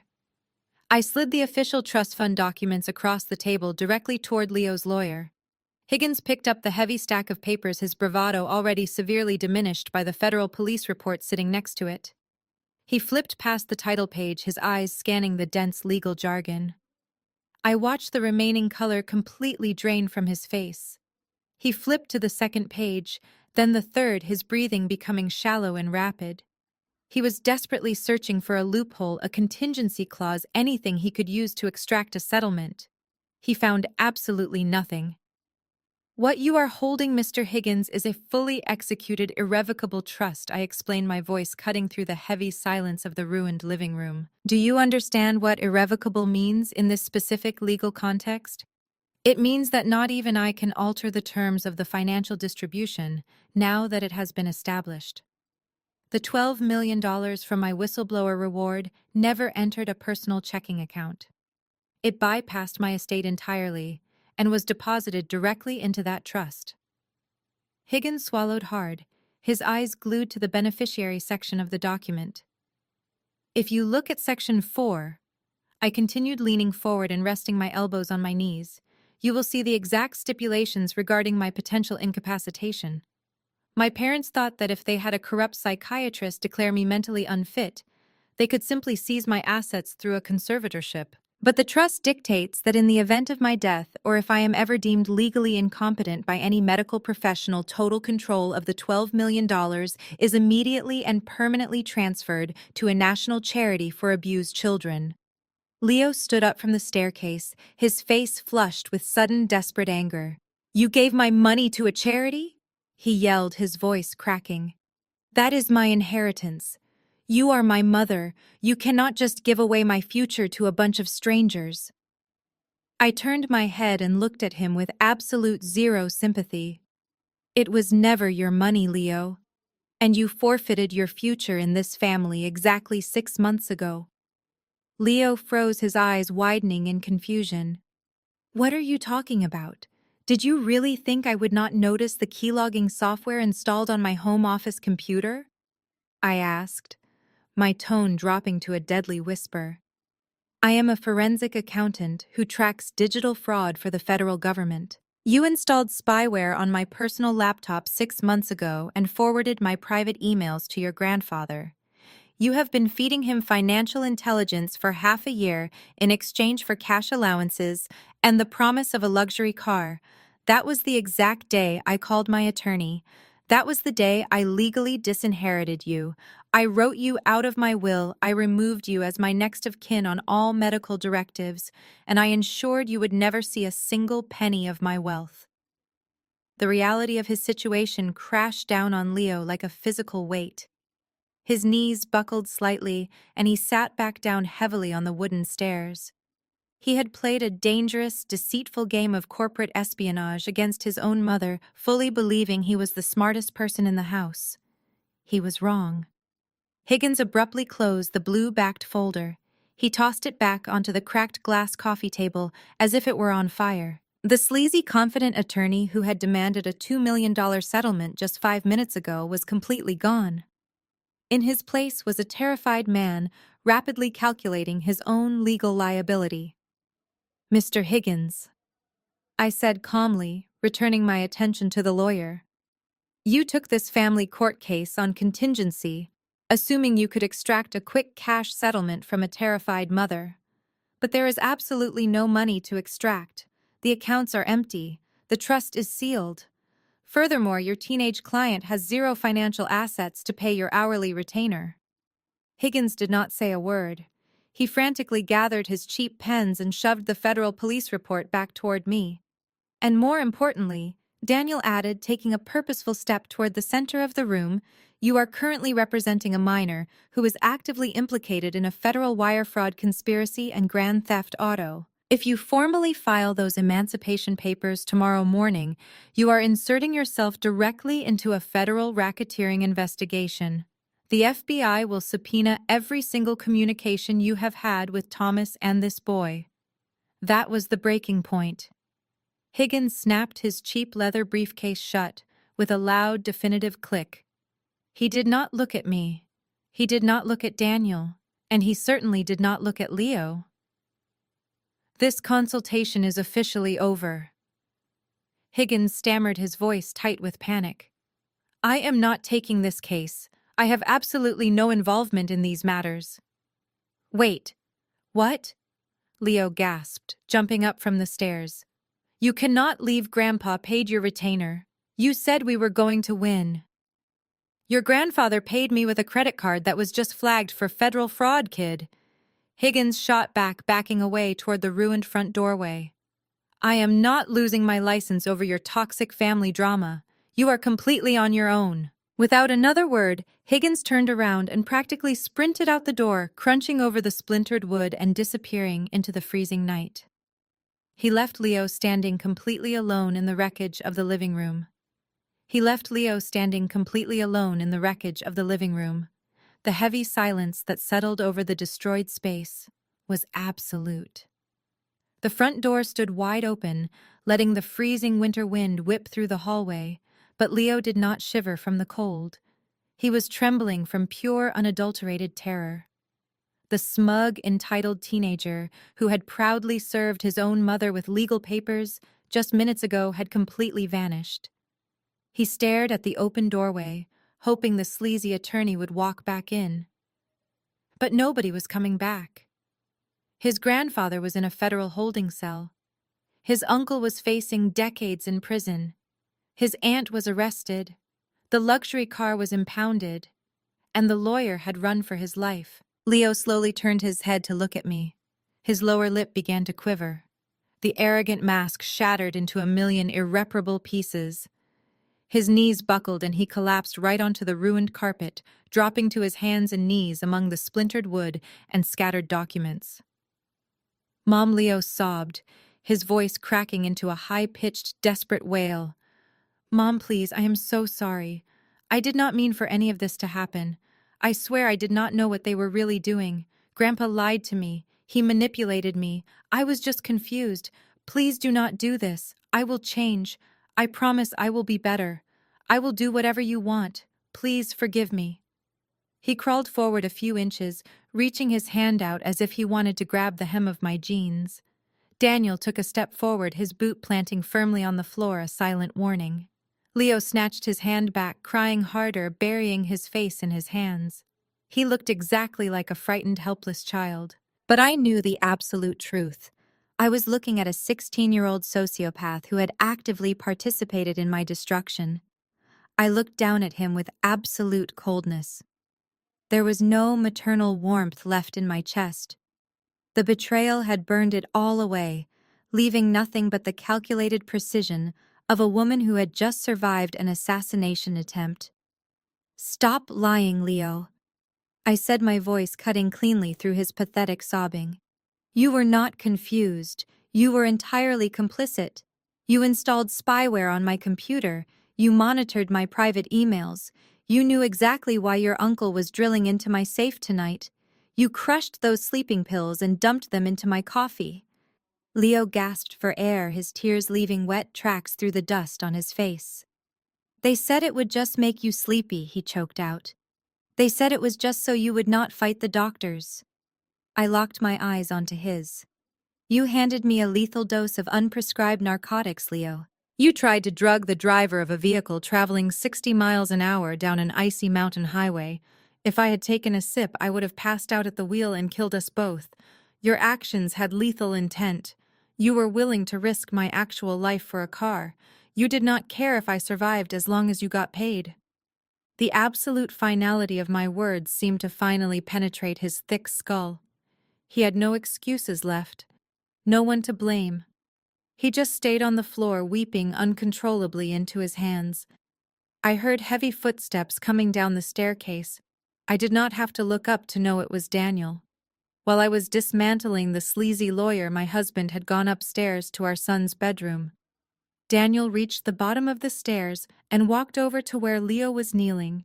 He was carrying a large, heavy black suitcase. He dropped it onto the floor right next to Leo with a loud, definitive thud. "What is this?" Leo whispered, looking at the luggage with wide, terrified eyes. "That is everything you own," Daniel said coldly. "Your clothes, your shoes, and your basic toiletries. The laptop and the phone stay here since I paid for them." Leo looked wildly between Daniel and me. "You cannot kick me out. I am a minor. It is illegal. You have to take care of me." I stood up from the leather armchair. I picked up the manila envelope his lawyer had dropped on the coffee table. I tossed it onto the suitcase. "You served me with emancipation papers tonight, Leo," I said, my voice ringing with total authority. "You articulated that you no longer wished to be under my care. You demanded your independence." I raised my arm and pointed straight at the open front door, letting the freezing wind hit my face. "Your emancipation is granted effective immediately," I commanded. "Pick up your bag, walk out that door, and never return to my property again." He picked up the heavy black suitcase. His shoulders shook violently as he stumbled out into the freezing snow, the howling winter wind swallowing his pathetic apologies. Daniel stepped forward and pushed the splintered remnants of the mahogany door shut, sealing the toxic remains of my family outside. The heavy click of the deadbolt engaging felt like a gunshot, marking the absolute end of a long, exhausting war. 6 months later, the federal justice system finished mopping up the blood. The prosecution of my family was not a quiet, drawn-out legal battle. It was an absolute slaughter. The financial evidence I handed over to the FBI was so forensically undeniable that none of their expensive defense attorneys even attempted to take the case to trial. They all turned on each other, immediately fighting for plea deals like starving animals. I did not have to testify. I simply watched the dominoes fall from a safe, comfortable distance. Thomas was the first to face the judge. The federal prosecutor painted a brutal, accurate picture of an arrogant man who stole $15 million from a cartel-affiliated holding company and then tried to kidnap and drug his own daughter to cover his tracks. Thomas stood before the bench stripped of his custom cashmere coats and his patriarchal authority, wearing a standard Orange County jumpsuit. The judge showed zero mercy. Thomas was sentenced to 15 years in a maximum security federal penitentiary for wire fraud, extortion, and conspiracy. Given his advanced age and the dangerous people he stole from it, was effectively a death sentence. Andre was next. My brother-in-law firmly thought flipping on Thomas would grant him a golden ticket to freedom. He was severely mistaken. While his cooperation spared him the maximum penalty, the sheer scale of his real estate money laundering scheme was too massive for the U.S. attorney to ignore. Andre was sentenced to 8 years in federal prison. More importantly, the state regulatory board permanently revoked his broker license. The untouchable real estate mogul was reduced to a disgraced inmate who would never legally sell so much as a parking space again. Natalie managed to avoid a prison cell, but her punishment was a fate worse than death for someone so obsessed with appearances. Because she forged the psychiatric medical records using her hospital administration credentials, she was slapped with a massive unpayable federal fine for medical fraud. She was fired from her prestigious job and stripped of her professional certifications.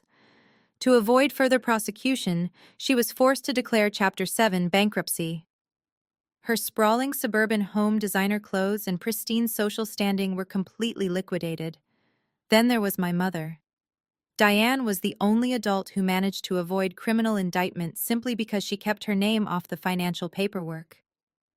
But surviving the legal purge did not save her. Protocol. Orion and the subsequent federal asset forfeitures seized every single bank account, property, and investment portfolio she had access to. Her affluent high society friends abandoned her the absolute second the FBI raided her house. They blocked her number and pretended they had never met her. Diane, the woman who spent 30 years criticizing my lack of refinement, was left completely destitute. Last I heard, she was living in a cheap motel by the interstate, relying entirely on food stamps. And Leo. The Emancipation Papers were permanently thrown out.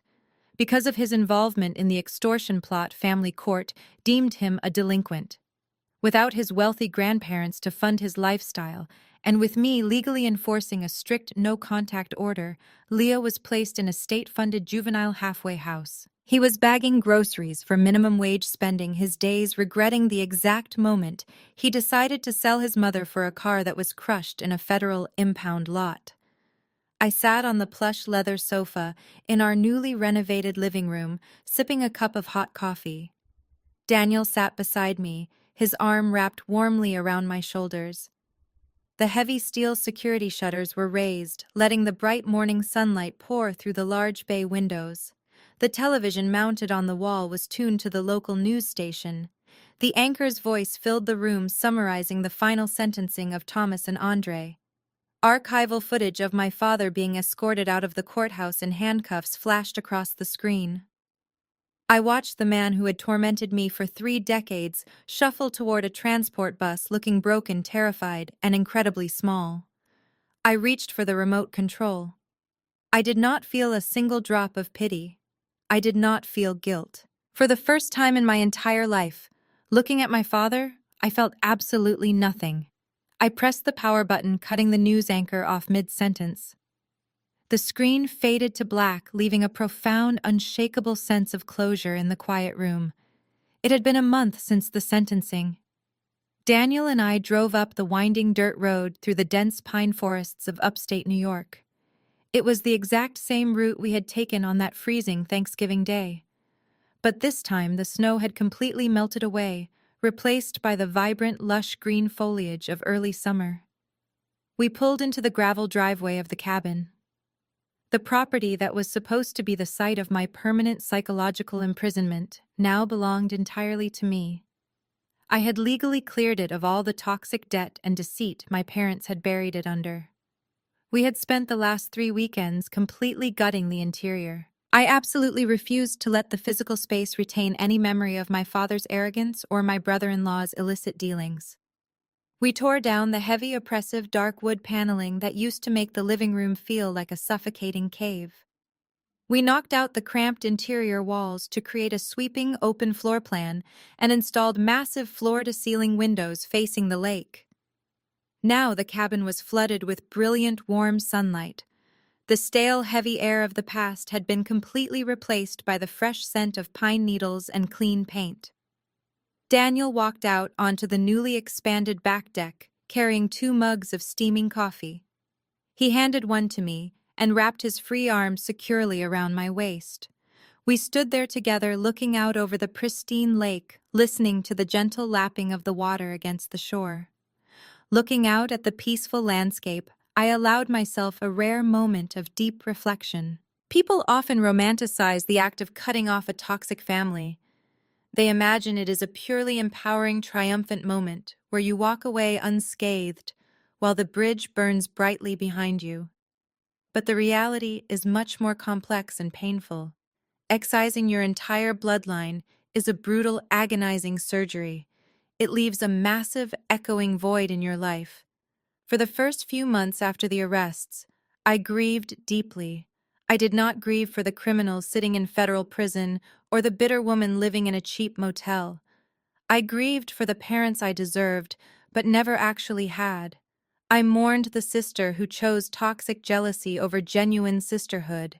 And I wept bitterly for the son I had lost to their poisonous influence long before that fateful car ride. But eventually, the intense grief burned itself out. In the vast, empty space my family left behind, something incredibly beautiful began to grow and flourish. Absolute, undeniable peace. The constant anxiety, the relentless hypervigilance, the endless feeling of never being good enough, it all simply evaporated into the air. I no longer had to earn my right to exist in my own life. I did not have to constantly defend my boundaries against people who viewed my success as their personal bank account. I was completely free, standing on solid ground that I had built with my own 2 hands. I took a slow sip of my coffee, feeling the warm morning sun on my face. Daniel smiled, kissing the top of my head before heading back inside to finish painting the guest bedroom. I stayed on the deck for a few more minutes, simply soaking in the absolute silence of the forest. When I finally went back into the cabin, I noticed a small stack of mail sitting on the kitchen island. Daniel had brought it up from our suburban house the night before. I sifted through the glossy junk mail and standard utility bills until I stopped at a plain white envelope. The return address printed in the top left corner was a state-funded juvenile rehabilitation center. The handwriting was unmistakably Leo's. It was messy, rushed, and frantic. I knew exactly what was inside that envelope. It was a plea for a second chance, a demand for money, a desperate attempt to manipulate my maternal guilt from a teenage boy who had learned how to extract resources from the absolute worst teachers in the world. I stood in the sunlit kitchen staring at my son's familiar handwriting. I did not feel a sudden surge of blinding anger, nor did I feel the familiar heavy tug of maternal obligation. I felt entirely detached. I walked over to the large stone fireplace taking up the center of the living room. A small fire was crackling happily on the hearth to chase away the crisp morning chill.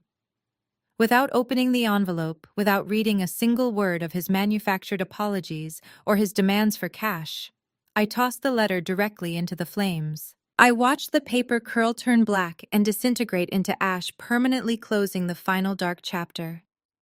I watched the paper curl, turn black, and disintegrate into ash, permanently closing the final dark chapter.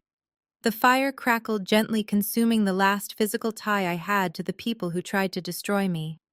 I picked up the wrought iron poker, stirred the glowing embers to ensure absolutely nothing remained, and then turned away from the hearth. I walked over to the massive floor-to-ceiling windows facing the lake. The water was perfectly still, reflecting the vibrant blue sky like a flawless mirror.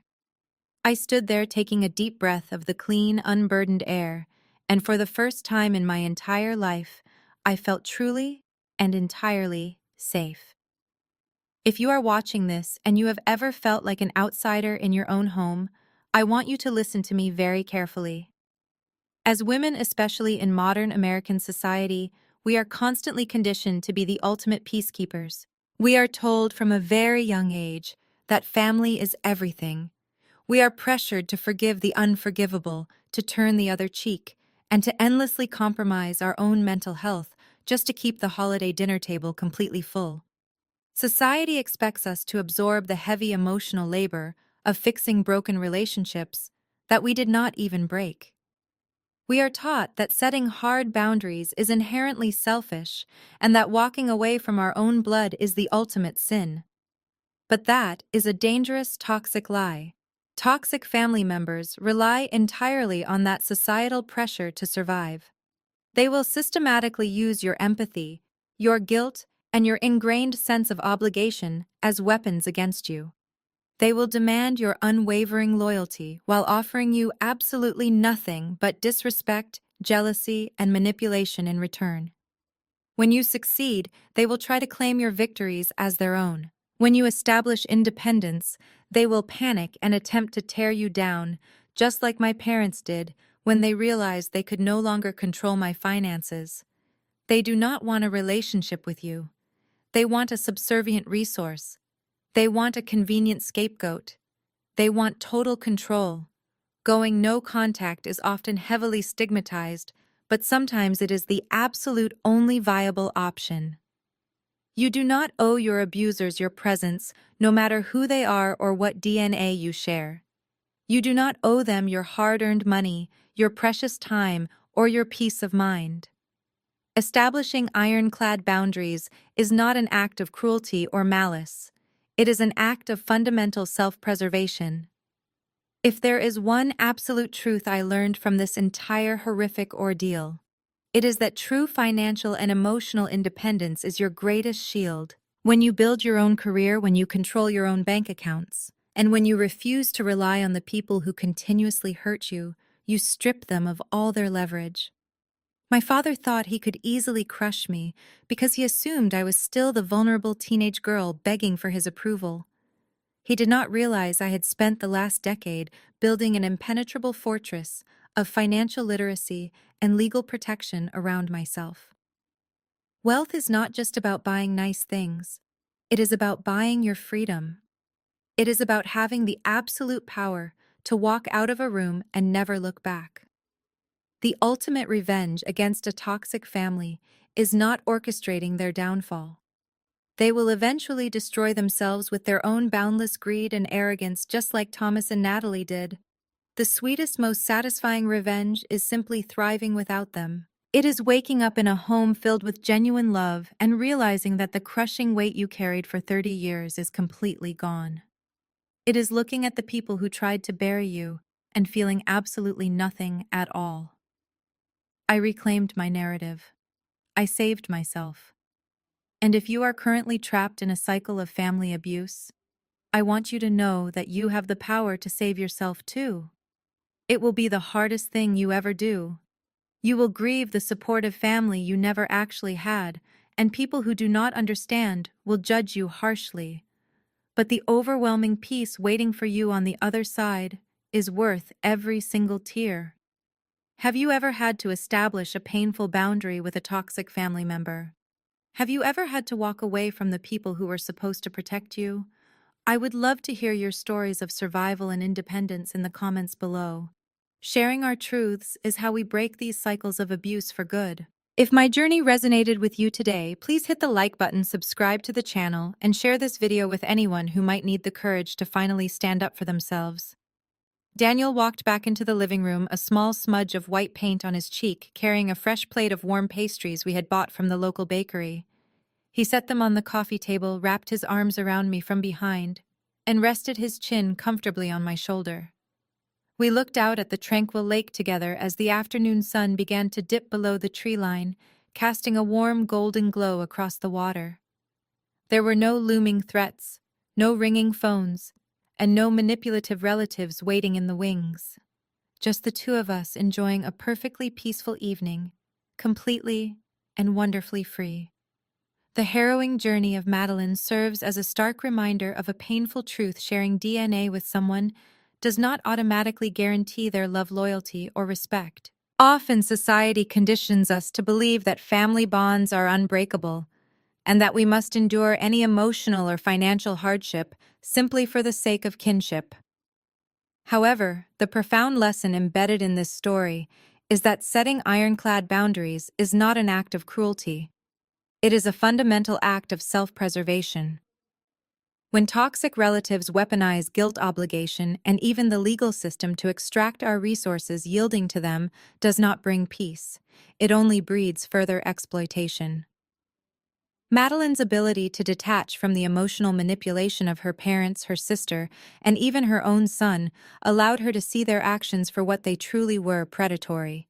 She teaches us that we do not have to set ourselves on fire just to keep our abusers warm. Furthermore, true independence, both financial and emotional, is the ultimate shield against manipulation. By building her own successful career and legally securing her assets, Madeline stripped her family of the leverage they desperately relied upon. Her story empowers us to stop seeking validation from those who fundamentally disregard our worth.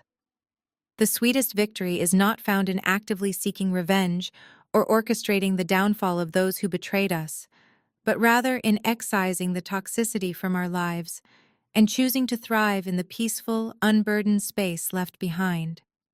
We must give ourselves the absolute permission to walk away from tables where respect is no longer being served, regardless of who is sitting there.